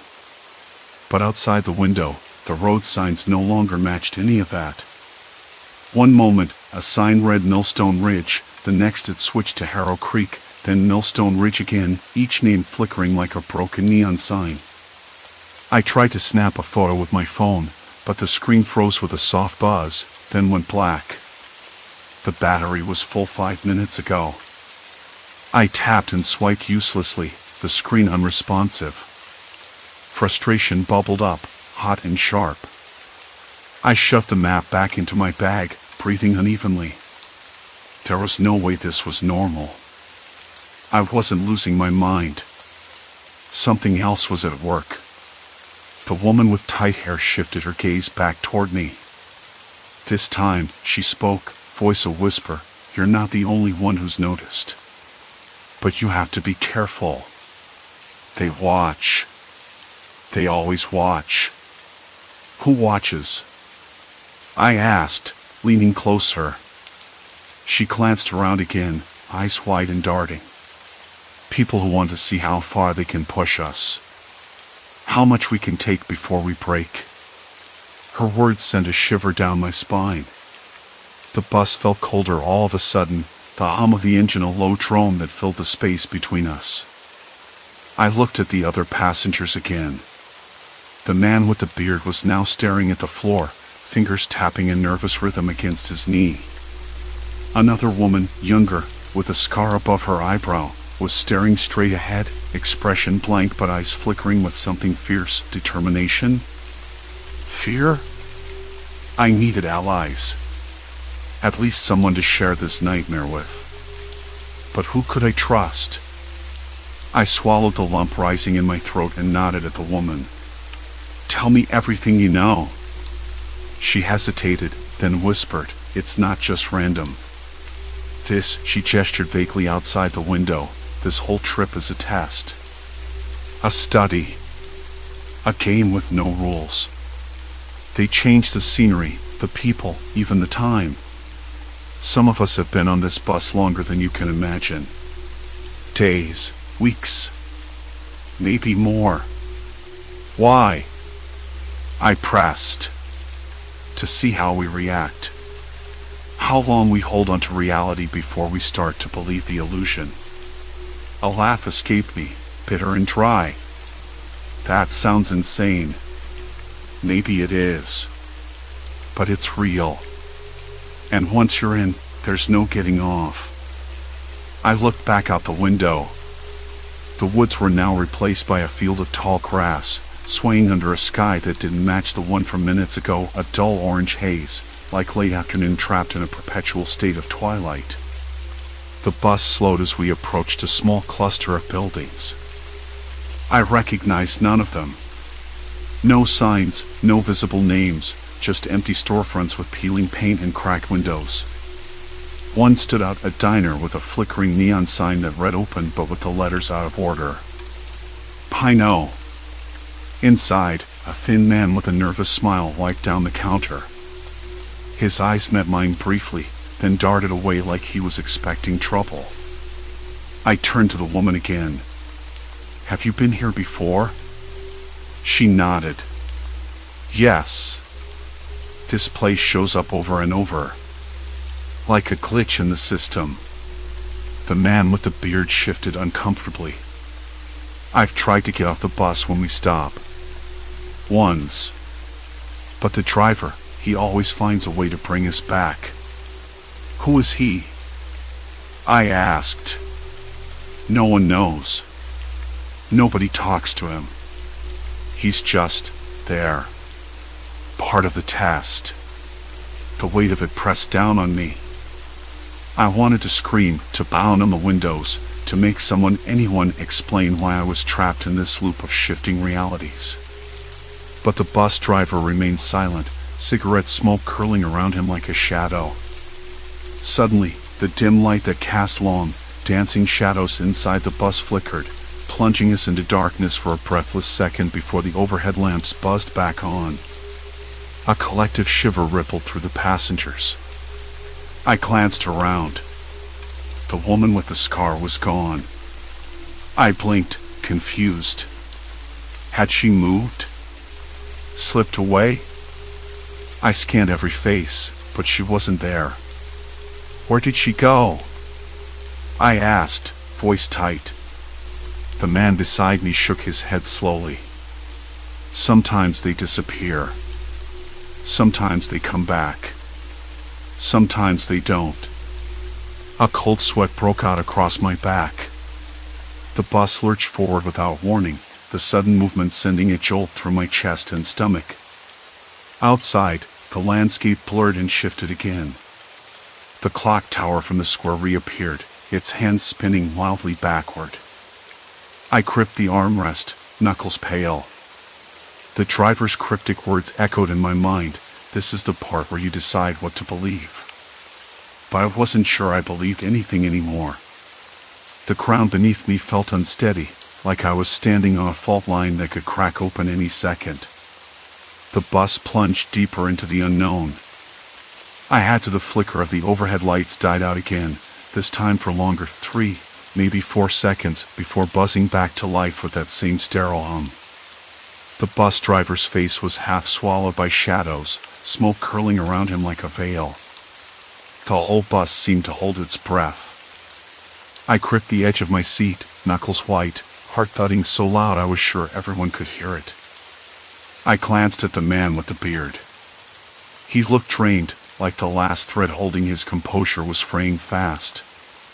The woman, the one who said this place kept showing up over and over, was staring out the window, lips pressed tight, pale in the flickering light. I swallowed hard, trying to steady my voice. What do you mean, part of the test? I asked her. She blinked slowly, like she was weighing whether to answer. It's not just some random trip. It's designed that way. To trap you. Her eyes flicked around nervously, like she expected someone, something, to overhear. Trust me, I was there. The bus, the stops, the people. None of it's real. Or at least, none of it's what it seems. It's all constructed. A psychological experiment, or maybe an experiment on reality itself. She shivered, pulling her jacket tighter. I wanted to shake her. That sounds insane. She gave a bitter smile. I know how that sounds, but it's true. I've been stuck here longer than I care to admit. You don't get off. You don't change routes. You just keep moving in circles. The bus jolted suddenly, throwing me forward. The driver's hand slipped briefly from the wheel, then steadied. I noticed his eyes, those pale, unreadable eyes, barely blinking. More than human? No. Just someone too practiced at this, too conditioned. A man who'd learned to erase himself. I looked out the window again. The landscape had changed again, but this time something was off. The sky was a dull, washed-out gray, and the trees looked like cardboard clouds, flat and lifeless. The road stretched endlessly, but the signs were scrambled, letters in weird orders, like the Pino from the diner sign earlier. Nothing matched any map I'd ever seen. Nothing made sense. My stomach clenched. If this was an experiment, who was running it? What was the goal? And how deep did it go? The woman leaned closer, voice barely above a whisper. They watch you. They test your reactions. You think you're discovering things on your own, but you're just part of the data. I wanted to argue, to deny it, but the cold sweat spreading down my back said otherwise. Every small inconsistency, the mismatched accents on the bus, the way the same faces kept appearing in different seats with different names, was a puzzle piece clicking into place. The man with the beard muttered, "I tried to leave once." Walked off at a stop. But the driver pulled us back. The road curved, the bus reappeared. Like it was waiting. Waiting for what? I asked. He shook his head. I don't know. Control? Confirmation? Maybe it's all about breaking us down until we stop trying. I chewed my lip, the taste of stale coffee and cigarette smoke thick in my mouth. I felt trapped, not just physically, but mentally. Like the walls of my mind were closing in, brick by brick, until all that was left was this endless loop. Then, the driver's voice came over the intercom. Calm. Mechanical. Next stop, Pine Ridge. The name sent a ripple through the bus. The woman's eyes widened. Pine Ridge? That's impossible. I frowned. Why? Because we passed it hours ago. It doesn't exist on this route. Not anymore. A chill ran down my spine as the bus slowed, pulling into a small, deserted station bathed in flickering yellow light. The platform was empty except for a single figure standing near the edge, a man in a dark coat, face obscured beneath a hood. He didn't move as we stopped. Didn't wave or signal. Just stood there, an island of stillness in the artificial night. Someone gasped behind me. The woman whispered, "They're sending someone new." I turned to the man with the beard. Who? He looked away, voice tight. An observer. Or maybe a handler. Someone to make sure we don't get any ideas. The doors hissed open. The cold night air rushed in, sharp and real.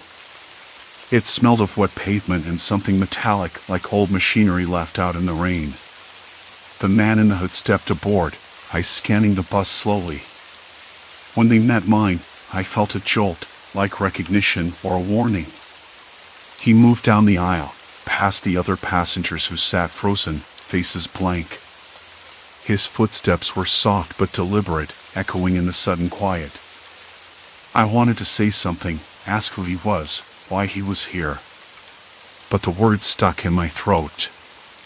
Then he stopped beside me, hand reaching out not to touch, but to slide something across the seat. A folder. Thick, heavy, covered in plain brown paper with no markings. His voice was low, dry. You need to read this. I hesitated, fingers trembling as I took the folder. The paper felt rough, almost coarse, like it had been handled too many times. He nodded once, then turned and walked back toward the front, disappearing into the shadows near the driver. The bus started moving again, the engine's growl filling the space. I opened the folder carefully, the pages crackling softly. Inside were documents, reports, graphs, notes. Names I didn't recognize, but some details hit too close to home. Psychological profiles. Behavioral patterns. Recordings of conversations I was sure I'd never had. On the last page, a single sentence was underlined in thick red ink. Subject has reached the point of no return. Escalate containment protocols. My chest tightened. I reread it. No return. No escape. I looked up, catching the woman's eyes. Night had fallen thick and heavy, swallowing the streets in a quiet so complete it pressed against my ears like a physical weight. She was watching me, expression unreadable but resolute. "We're not just passengers," she said quietly. "We're variables. And now, the experiment knows we're aware." The bus plunged into a long tunnel. The lights dimmed, the walls closing in like the pages of a book folding shut. I folded the folder back and tucked it under my arm. The road ahead wasn't just endless, it was designed to trap me forever. And now, there was no turning back. The bus hummed steadily beneath me.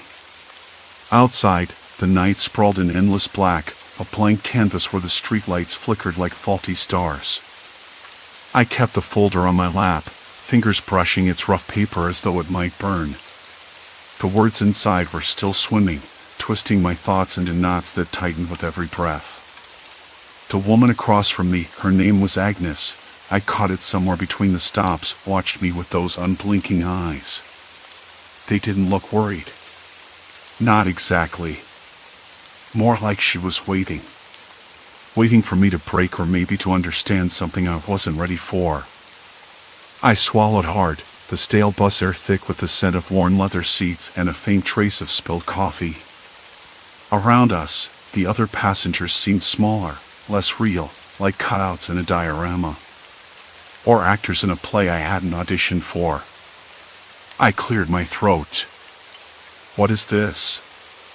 The folder. The notes. The profiles. The sentence marked in red. Agnes leaned forward slightly. "They've been watching you." Her voice was low, almost a whisper, but it cut through the drone of the engine like a shard of glass. I looked at her, searching for a hint of madness or kindness, maybe both. Instead, there was only that patient calm, the kind that made me want to look away.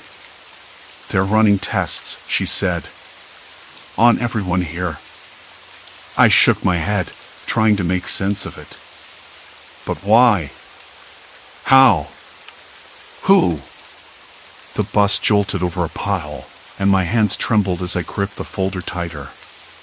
Outside, the landscape blurred, trees that looked wrong, buildings that didn't match any map I'd ever seen. The signs flashed by, but the names meant nothing.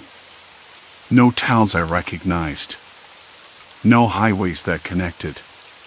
"They fabricate the reality," Agnes said, her voice steady now. "Cycle after cycle. You think you're moving forward, but you're trapped. In layers of lies." I blinked. But I've been on this bus for days. I've passed through towns, talked to people. How can it all be fake? She gave a sad smile. "You're starting to see the cracks." The folder slipped from my lap as my mind spun. I remembered the faces, some friendly, some cold, changing subtly. The way the driver never spoke, the way the route looped back on itself like a twisted ribbon. And that sentence, "Subject has reached the point of no return. Escalate containment protocols." I shivered. Containment. Like I was some kind of animal. Can I get off? The words felt desperate, childish even. Agnes shook her head. "They won't let you. Not yet. Not until they're done." A cold weight settled in my chest. My hands were clammy now, the folder slick beneath my fingers. I forced myself to breathe, focusing on the faint hum of the engine, the distant murmur of voices, the creak of the suspension. The bus was a cage, and I was its prisoner. Suddenly, the lights flickered. A brief blackout plunged us into darkness. Murmurs rose, nervous and sharp. When the lights returned, Agnes was gone. Panic hit me like a wave. I scanned the seats empty. No sign of her. The passengers stared ahead, expressionless, as if nothing had changed. I stood, heart hammering in my ears. Where did she go? I muttered, voice cracking. No answer. Just a steady thrum of the bus moving forward. Or was it backward? I wasn't sure anymore. I pulled out the folder again, flipping to the last page. Under the red ink, a smaller note, almost hidden beneath the fold, subject shows increased awareness. Initiates psychological pressure. Pressure. The word echoed in my mind, twisting into a knot of dread. I shoved the folder into my bag, stuffing it away like a secret too dangerous to hold. The bus slowed. The driver's silhouette appeared in the rearview mirror, head bowed, face hidden beneath the brim of his cap. A voice crackled over the PA system. Not the driver's. Cold. Clinical. Next stop, Terminal 7. All passengers remained seated. Terminal 7. That name didn't exist on any map I'd seen. It sounded like a place designed to trap. I slid back into my seat, hands gripping the armrests. The bus idled, engine growling low, and then the door hissed open. A woman stepped aboard. Tall, with sharp features and eyes that didn't blink. She scanned the bus slowly, methodically, until her gaze landed on me. Her lips curled into a smile that didn't reach her eyes. Mr. Carter, she said. We need to talk. I didn't recognize the voice, but something inside me clenched. The air thickened, the faint smell of antiseptic mixing with the stale bus odors. My throat tightened. Who are you? I managed. She took a step closer, the floor creaking beneath her boots. An observer. A facilitator. You've been uncooperative. I wanted to ask what that meant, but the words stuck in my throat. Instead, I stared at the folder in my bag, the truth I wasn't ready to face. Come with me, she said, voice firm but not unkind. It's time. The bus lurched forward, doors closing behind her with a hiss that sounded like a trap snapping shut. I hesitated. Every instinct screamed to run, but there was nowhere to go. The windows showed nothing but black, the road stretching into an impossible void. I stood, legs weak, and followed. The corridor outside the bus was narrow and cold, walls coated in peeling paint and flickering fluorescent lights. The air smelled sterile, like a hospital or a laboratory, too clean, too sharp. She led me through a maze of hallways, the silence broken only by our footsteps. I tried to memorize every detail, the chipped tiles, the faint hum of machinery behind closed doors, the distant murmur of voices that might have been real or just echoes. At last, we reached a door marked with a single word, observation. She opened it without hesitation. Inside, a small room bathed in harsh white light. A chair sat in the center, bolted to the floor. Sit, she ordered. I obeyed, the cold metal biting into my skin. Across from me, a bank of monitors flickered on, screens displaying faces I recognized, passengers, crew, even myself. Moments captured, conversations recorded, reactions catalogued. You're part of something bigger, she said, voice low. The bus rolled on, tires humming against asphalt that felt less like a road and more like a loop I couldn't escape. I stared out the grimy window, watching the landscape flicker between familiar and foreign. Trees that looked like oaks twisted into species I couldn't name, fields stretched into impossible shapes, and towns appeared only to vanish in the next blink. I rubbed my eyes. It was the same stretch, again and again. I realized this trip wasn't moving forward. It was a circle masquerading as a line. Inside, the passengers were changing too. Faces blurred and sharpened with each stop, names forgotten and replaced. I tried to talk to them before, but they only gave rehearsed answers, like actors sticking to a script they didn't understand. I wasn't mad anymore. Not exactly. I was tired. Tired of trying to make sense of a senseless puzzle. That morning, the bus had pulled into a rest stop that wasn't on any map. A dim cafe with flickering fluorescent lights buzzing overhead, the smell of burnt coffee clinging to the air like a bad memory. I stepped inside, the linoleum floor sticky beneath my shoes, and the chatter of other patrons was strangely hollow, like echoes in a cavern. I found a corner table, my fingers tracing the rough surface. A waitress with a tight smile approached, her name tag read Linda. She asked what I wanted, and I ordered black coffee without thinking. The bitterness burned my tongue and grounded me. While I waited, I scanned the room. People sat in pairs and groups, but I felt an invisible barrier, like I was looking at them through a glass wall. They weren't quite real, not fully here.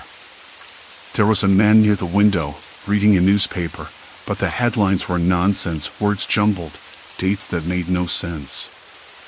I blinked. The paper folded itself neatly, and the man looked up, eyes meeting mine with a flicker of something unplaceable. Do you ever feel like you're not in control? I asked quietly, unable to stop myself. He paused, then smiled, a flash of something sharp underneath. Control is an illusion. You're just waking up. The phrase hit me like a slap. Waking up. I wanted to argue, but my throat was dry, and the room spun slightly. I shook my head and stepped outside, the stale air hitting me like a slap of reality. Nothing here was right. Back on the bus, I sat near the back, watching the driver's face in the rearview mirror. He was younger than I expected, with tired eyes and a neutral expression that didn't quite reach his mouth. For the first time, I spoke to him. Where exactly are we going? He didn't answer immediately. The bus rumbled over a bump, and he adjusted the rearview mirror. You're asking the wrong question. I frowned. What do you mean? He glanced at me, then back at the road. It's not about where you're going. It's about where they want you to think you're going. The words landed heavy. Who? He didn't answer. Instead, he reached into the dashboard and handed me a folded slip of paper. My fingers trembled as I unfolded it. The text was typed, clinical, subject number 47, psychological observation in progress. Compliance level, moderate. Reality perception, distorted. I swallowed hard, the edges of the paper digging into my palms. This wasn't a bus trip. It was an experiment. A game where the rules weren't just unknown, they were constantly rewritten. I looked up, eyes searching his face for any sign of empathy or remorse. There was none. Just a mechanical calm that chilled me more than the cold wind slipping through the cracked window. Why me? I whispered. His answer was a shrug. You were chosen. Everyone here was. The rest of the trip passed in a blur of half memories and shifting faces. I learned not to trust what I saw or heard, to hold tightly to that slip of paper as the only proof of something real. But even that was fragile. When the bus finally stopped, it was at a terminal that looked like a cross between a hospital waiting room and a sterile office lobby. White walls, harsh lighting, the faint hum of fluorescent tubes overhead. The passengers filed off without a word. I lingered, heart pounding like a trapped bird. A woman approached, clipboard in hand, wearing a lab coat that was too crisp, too clean. Her smile was polite but distant. "Welcome, subject number 47. Your cycle is complete." I shook my head. "No. I'm done. I'm not part of this anymore." She tilted her head, expression unreadable. "You've made progress. That's why we're ending this phase. What happens now? Integration. We'll help you adjust back to reality. It won't be easy, but it's necessary." I wanted to scream, to demand answers, but my voice caught in my throat. Instead, I nodded slowly. Maybe it was over. Maybe I could finally leave this loop behind. They led me through a corridor, the air sterile and still. My footsteps echoed, louder than they should be. I kept glancing over my shoulder, half expecting the bus to reappear, to pull me back into its endless cycle. But it didn't. In the debriefing room, a single chair faced a window overlooking a city skyline that looked normal, familiar buildings, people walking dogs, street vendors shouting over the morning rush. The sun was warm on my skin, real and unyielding. They handed me a report, a summary of the experiment, the data collected. Reading it, I realized how deeply they probed my mind, how carefully they constructed this fabricated reality to test the boundaries of perception and control. The horror wasn't in ghosts or monsters, but in the cold, clinical manipulation of human experience. I thought about the other passengers, the ones who never made it out of the loop, their identities swallowed by the experiment's design. I thought about myself, what I'd lost, and what I'd gained. A fractured sense of self, yes, but also a fierce, stubborn clarity. When I left the building, the air smelled like rain in city streets, noisy and chaotic and utterly real. I breathed it in deep. Walking away from the terminal, I didn't look back. The sky was a clear blue, the sounds of life vibrant and alive. I felt the weight of the past, but it was no longer crushing me. It was a scar, a reminder that I'd survived. I didn't know what came next. Maybe normal life, maybe something else. But for the first time in a long while, I was free to choose. And that was enough. Story 4, Foresight on the Road, Deadly Crash Foretold. I never used to pick up hitchhikers. That's when I saw him. He stood just past the last exit, thumb out, a worn backpack slung low on one shoulder. His jacket was too light for the chill in the air, the kind of thin nylon that crackled when the wind caught it. I slowed, not because I was eager, but because something about him caught my eye, maybe the way his eyes didn't flinch when I looked at him. Usually, when I passed a hitchhiker, they'd glance away or shuffle their feet. This guy just stared straight at me, calm. I glanced at the rearview mirror, weighing the decision, and then pulled over. The gravel scraped under my tires as I stopped, the sound sharp in the quiet. "Need a ride?" I asked, voice rough from the day. He nodded once, voice low and steady. "Thanks. Just to the next town, if that's okay." I unlocked the door, and he slid in without fuss. The car smelled faintly of coffee and old leather, a mix I found oddly comforting. Outside, the wind picked up, rattling the loose sign on the lamppost. The sky kept its heavy silence. We drove on in silence for a few minutes, the hum of the engine filling the space between us. He didn't offer a name, and I didn't ask. There was something about him, quiet, but not in a way that begged conversation. More like he was waiting for something. Then he spoke, breaking the stillness without warning. "There's a crash coming up in a few miles. Blue sedan loses control near the left curve." I blinked, glancing at him through the corner of my eye.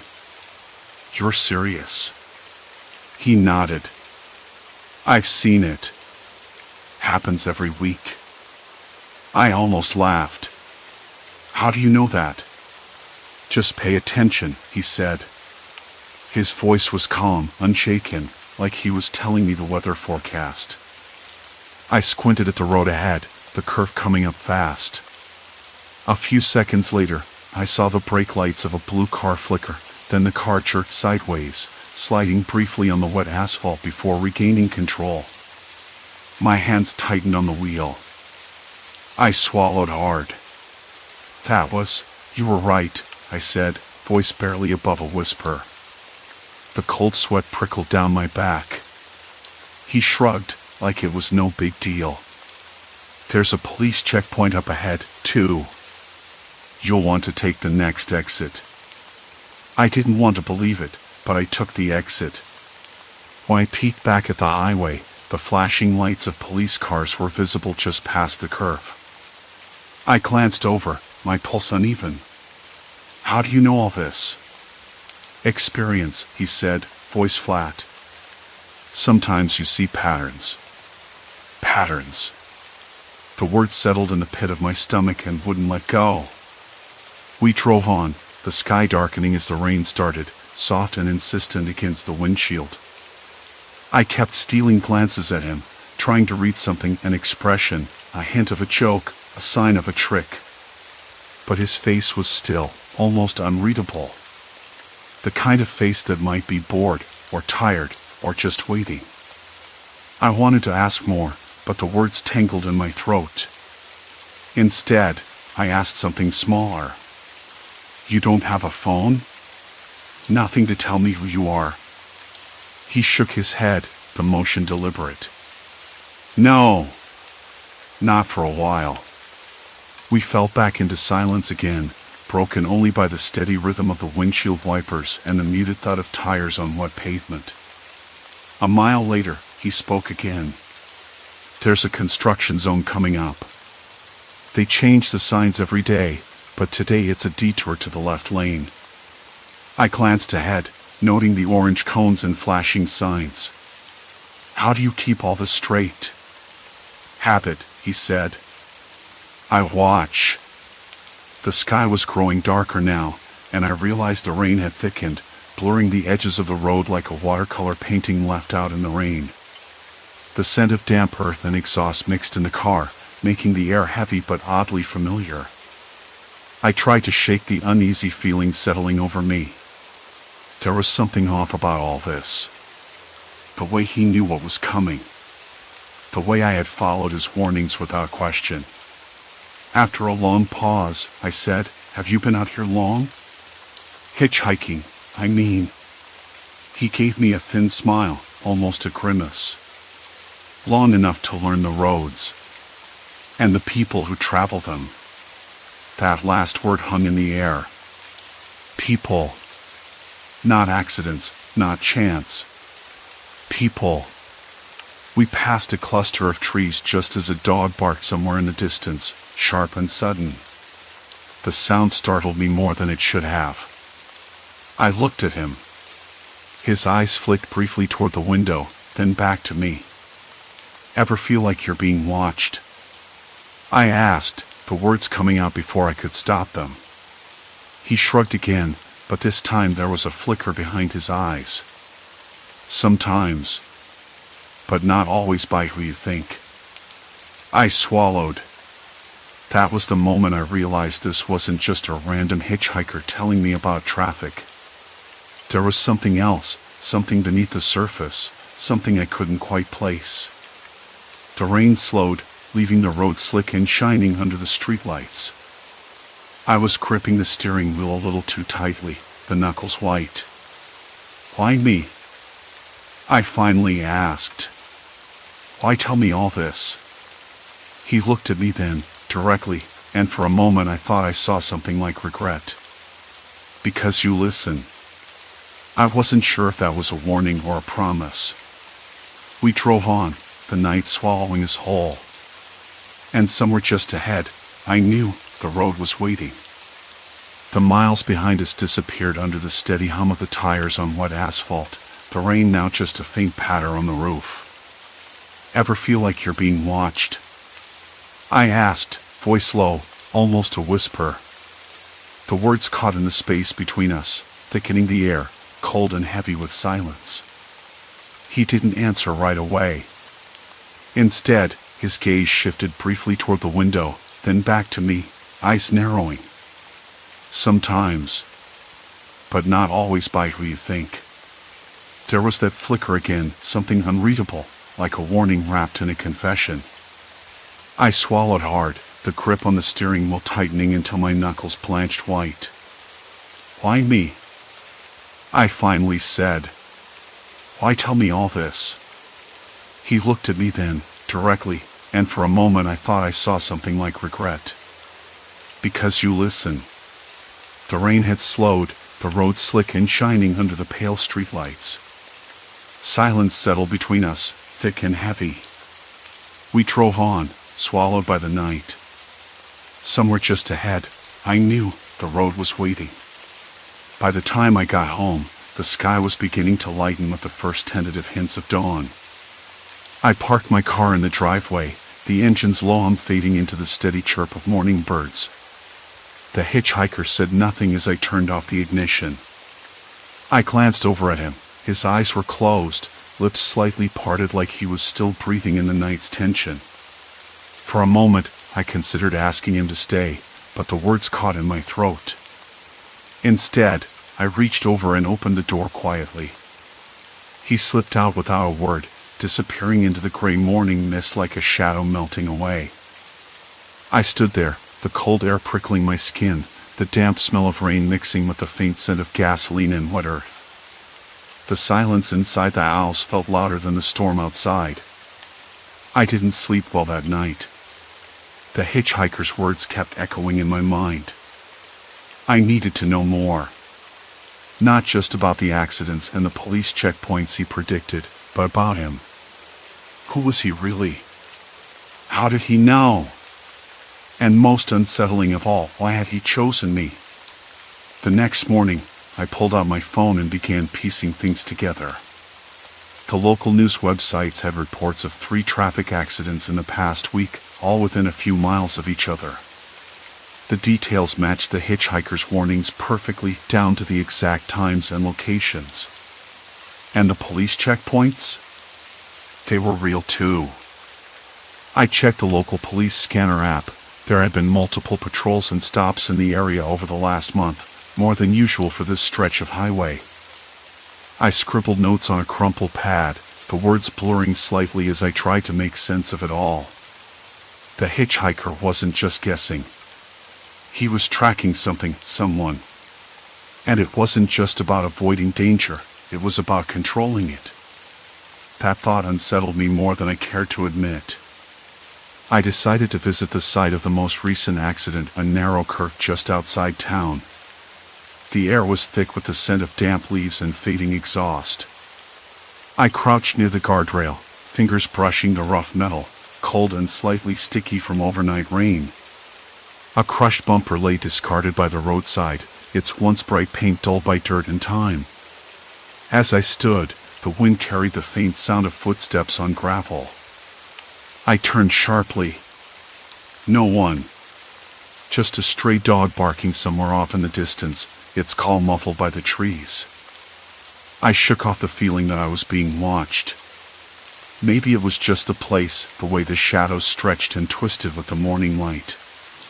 I wasn't sure anymore what was real and what wasn't. Back home, I found myself reaching for my phone again, dialing the number I'd found scribbled on a scrap of paper in the hitchhiker's pocket when I'd searched it briefly during a moment of panic. It went straight to voicemail. I left a message, my voice shaky but trying to sound casual. "Hey, it's me. Look, I need to talk. About everything. Call me back if you're out there." No response. Days passed. The hitchhiker didn't return my calls or texts. But then, strange things started happening. The police checkpoints became more frequent, almost as if they were anticipating something. I began noticing cars slowing down or veering off the road when I approached, drivers looking uneasy or hurried. The night I drove past the curve again, a figure stood just beyond the bend, silhouetted by the dim glow of a street lamp. For a split second, I thought it was him. But when I blinked, the figure was gone. My hands trembled. Not from fear exactly, but from a mounting realization that I was no longer just an observer. I was part of something bigger. Something dangerous. The following evening, I met with a friend, Jenna, someone I trusted who worked as a local reporter. Over coffee at a small, cluttered cafe, I told her everything, the hitchhiker, the predictions, the accidents. She listened quietly, eyes sharp and curious. "Sounds like you're caught in some kind of game," she said finally, stirring her drink absent-mindedly. "But whose game? And what do they want?" I shrugged, swallowing the lump in my throat. "I'm not sure anymore. And I'm starting to think I'm not just helping him." Jenna frowned. "What do you mean?" I hesitated. "I think he's orchestrating these events. Not just warning about them. And if that's true, maybe I'm on his list next." The cafe fell silent. The clinking of cups and the low murmur of other patrons seemed distant, muffled. Outside, the streetlights flickered as a sudden gust rattled the windows. Jenna leaned in closer. "You need proof. Something concrete. Otherwise, no one's going to believe this."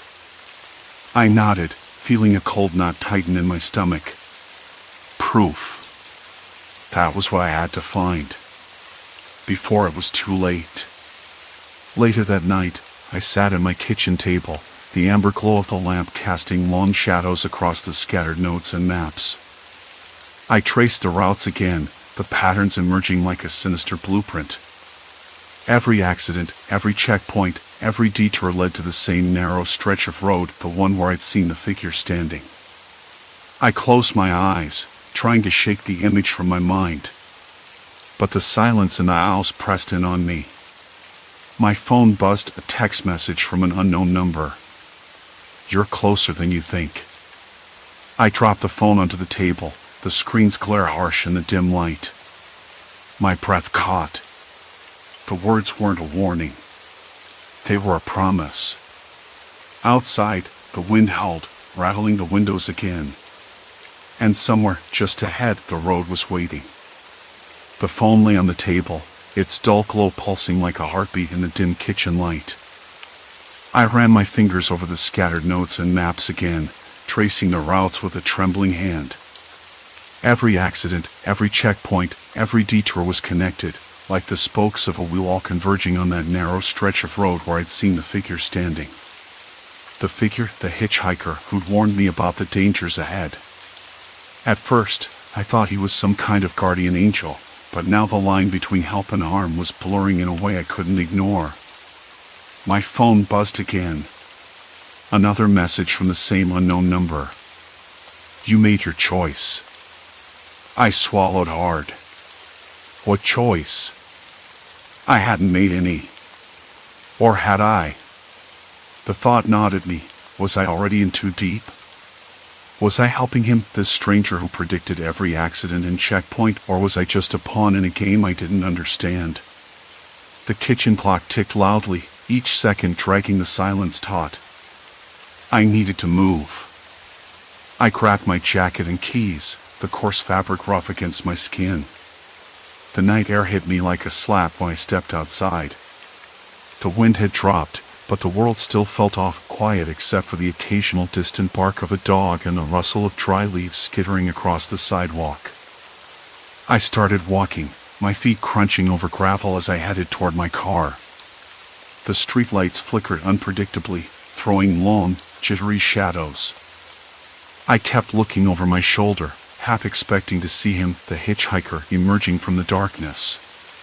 But there was only empty street and the occasional flicker of movement between the trees.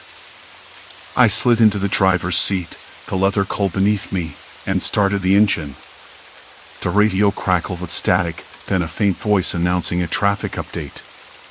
My hands trembled as I gripped the steering wheel. I knew I should just drive somewhere public, call Jenna, or even the police.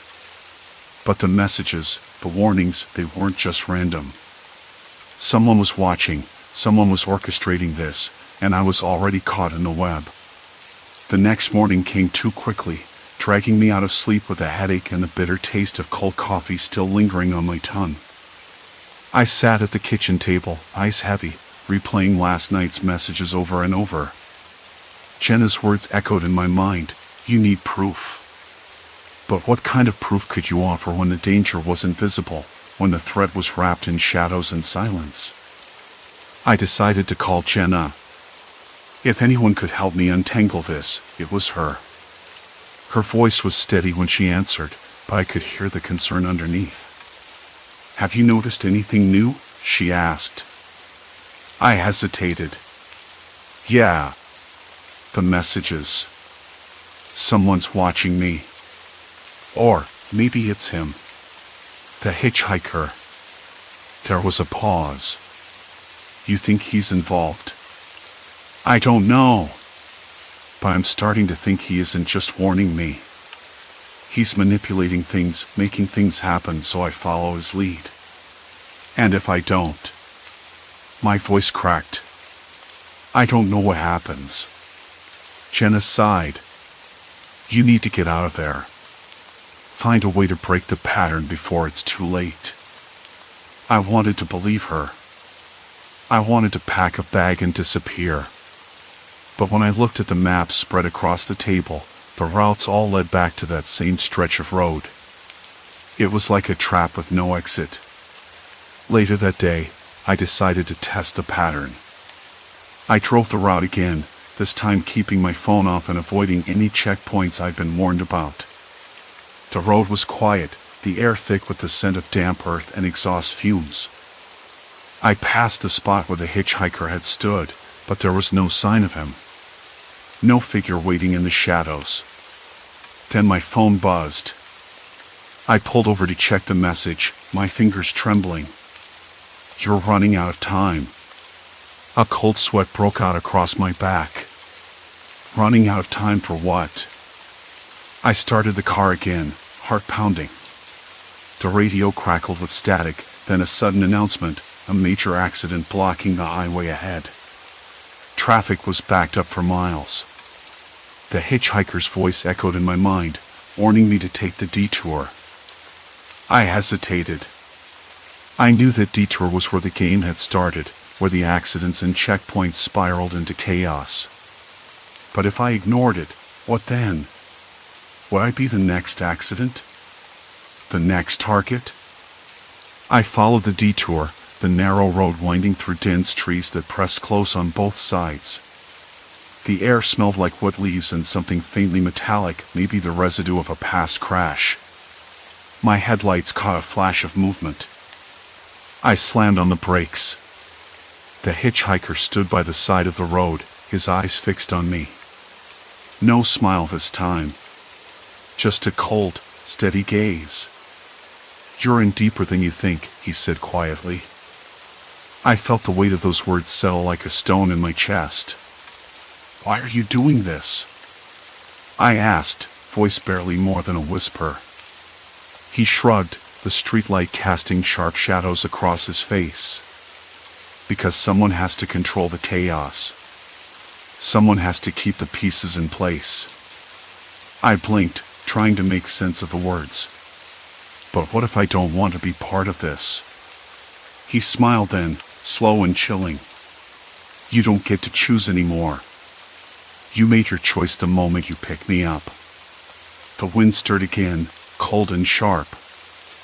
I realized then that there was no going back. No escape from whatever game this was. The hitchhiker wasn't just predicting accidents, he was pushing them, pulling strings behind the scenes, and I was tangled in his web. I locked the car doors and started to drive away, but the feeling didn't leave me. The road ahead was dark, uncertain, and I could hear the quiet whisper of something waiting just beyond the curve. Something that wasn't done with me yet. And I wasn't done with it either. I didn't speak for a long time after I locked the doors. "Why are you doing this?" I'd asked. He said it was about control, about keeping chaos from running loose. But what kind of control depends on accidents, on manipulating lives like pawns? The thought made my stomach churn. He smiled then, slow, deliberate, like a snake unfurling in the grass. You don't get to choose anymore, he said. You made your choice the moment you picked me up. I gripped the wheel tighter, nails digging into the leather. The car was no longer just a machine, it was a cage, and I was trapped inside with a man who saw the world like a chessboard. The road curved sharply, and I slowed instinctively. The headlights caught something moving at the edge of the forest, just a flicker, a shadow. My breath caught. Did you see that? I asked, voice low. He glanced sideways, eyes glinting. You're starting to notice. His smile widened. Good. I shivered, though the heater was blasting warm air into the cabin. The smell of damp earth and pine seeped through the cracked window, mixing with the stale scent of his jacket. It was enough to make my skin crawl. What do you want from me?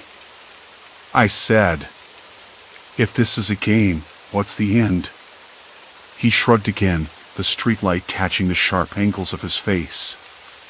The end is just the beginning. You think I'm just saving lives? That I'm the hero? No. I'm the hand that moves the pieces. Sometimes you have to break a few to keep the board intact. I swallowed hard, the taste of bile rising in my throat. His words weren't just cryptic, they were a threat. I was no longer a passenger. I was a participant in something darker, something I didn't understand but couldn't escape. We drove on, the silence stretching between us like a taut wire. The radio crackled with static, then a faint voice announcer cutting in to warn about a police checkpoint up ahead. The hitchhiker tapped the dashboard, smirking. See? Told you. I glanced at him sharply. Are you telling me you planned this? The checkpoint, the accidents? He nodded slowly. Not exactly planned, but directed. Nudged. People think it's random, but it's not. It's all connected. The idea made my head spin. If he was right, if every accident and checkpoint was orchestrated, then how many lives had been caught in his web? How many had been sacrificed for his version of order? My hands trembled. Why involve me? Because you're the only one who listens. The only one who believes. And because I need you to keep the pattern.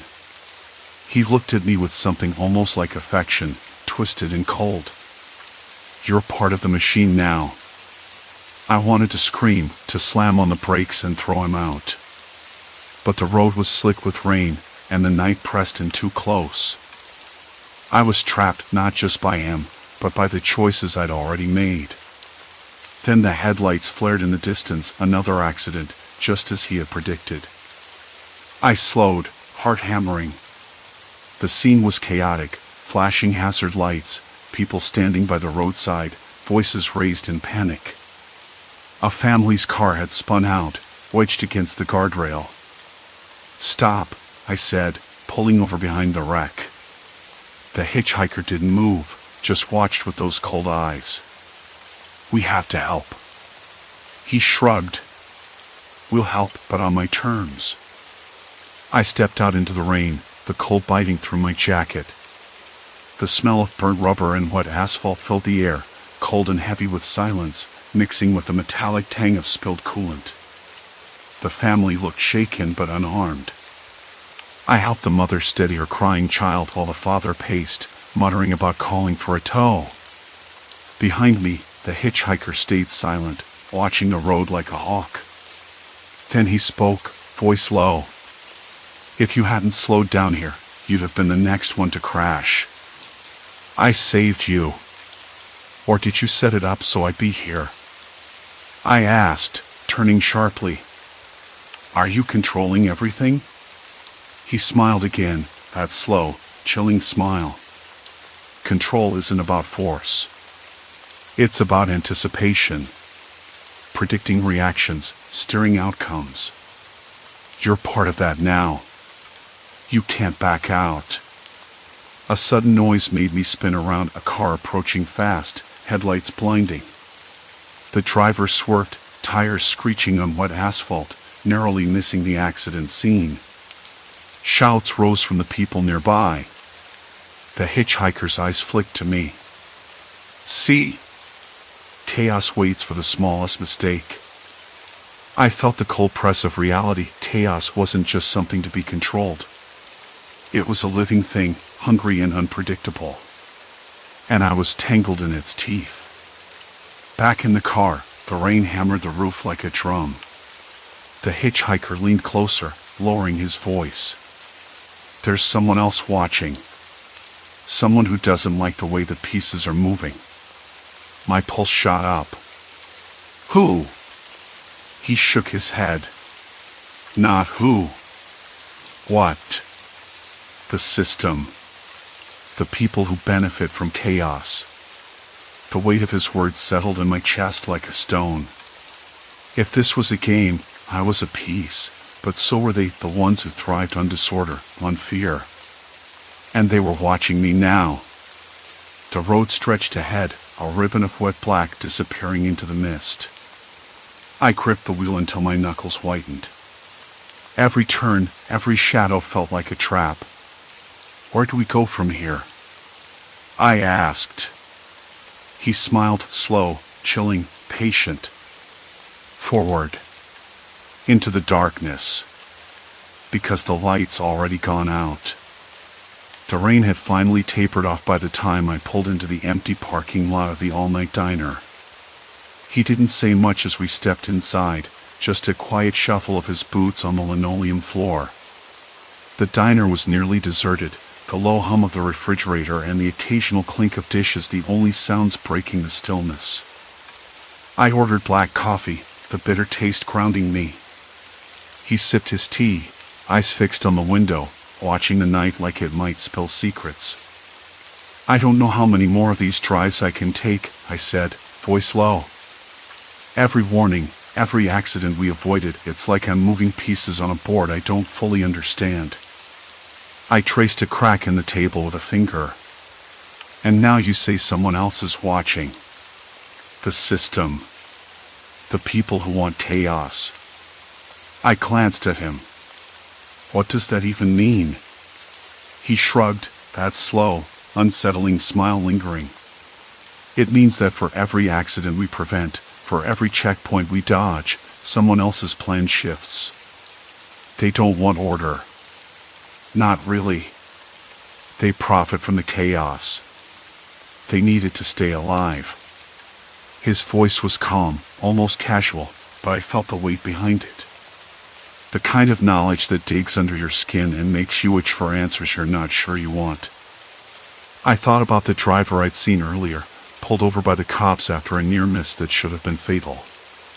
The way the hitchhiker had predicted that checkpoint told me to slow down, to take the next exit. It had worked. Lives saved. But at what cost?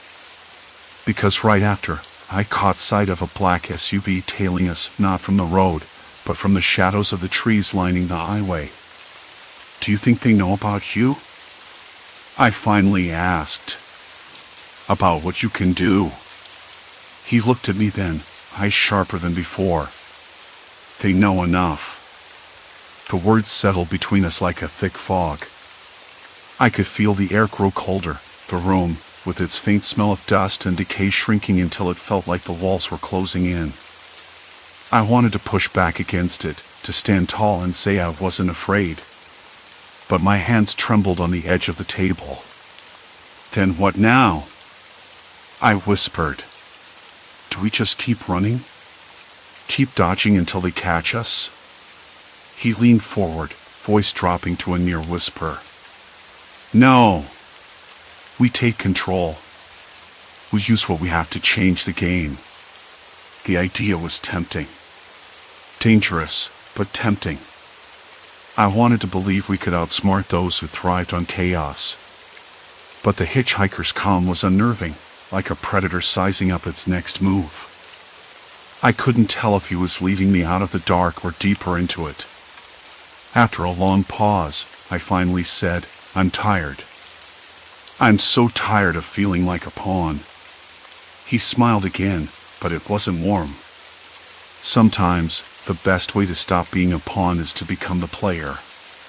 The next morning, the sunlight filtered weakly through the diner's grimy windows, casting a pale glow over the empty booths.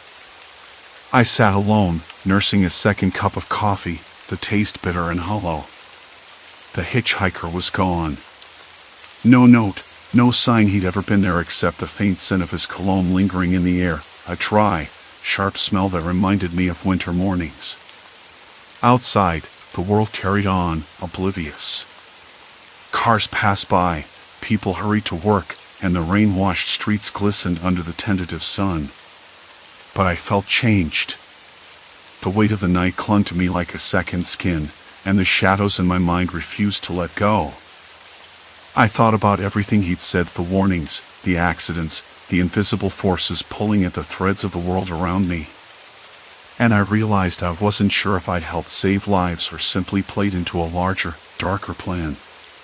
The line between protector and target had blurred until I couldn't see the edges. Driving home, the roads looked the same, but the silence was different. Every flicker of movement, every distant sound, felt like a signal. The system was still watching. Still waiting. I pulled over at a gas station, the fluorescent lights buzzing overhead, and stared at my reflection in the cracked mirror above the sinks. The face staring back was tired, pale, and haunted. I touched a faint bruise just below my jaw, a reminder that this wasn't over, not by a long shot. As I refilled my tank, a radio crackled from inside the convenience store. The voice was calm, routine, but my ears caught the words, "Traffic cleared, no incidents reported. Proceed with caution." I smiled, a slow, bitter smile. The chaos had paused, but I knew it was only a matter of time before it roared back. And I wasn't sure if I'd be ready. But maybe that was the point. Maybe being ready wasn't about knowing what was coming. Maybe it was about walking forward, eyes open, into the darkness, because the light was already gone. The hitchhiker had vanished, but the echoes of his warnings lingered. In the patterns of passing cars, in the quiet spaces between moments, in the way the world seemed to hold its breath just before disaster. I wasn't sure if I was helping him anymore, or if I'd become part of the system he warned me about, the very chaos he claimed to despise. Either way, there was no turning back. Not now. Silence settled over the highway as I merged back onto the road, the engine humming steadily beneath me. The horizon stretched wide and empty, a cold promise that the next turn might bring salvation or ruin. And all I could do was keep driving, hoping the pieces would fall where they were meant to. Because in the end, that's all any of us really have. The road ahead, and the choices we make while we're still moving.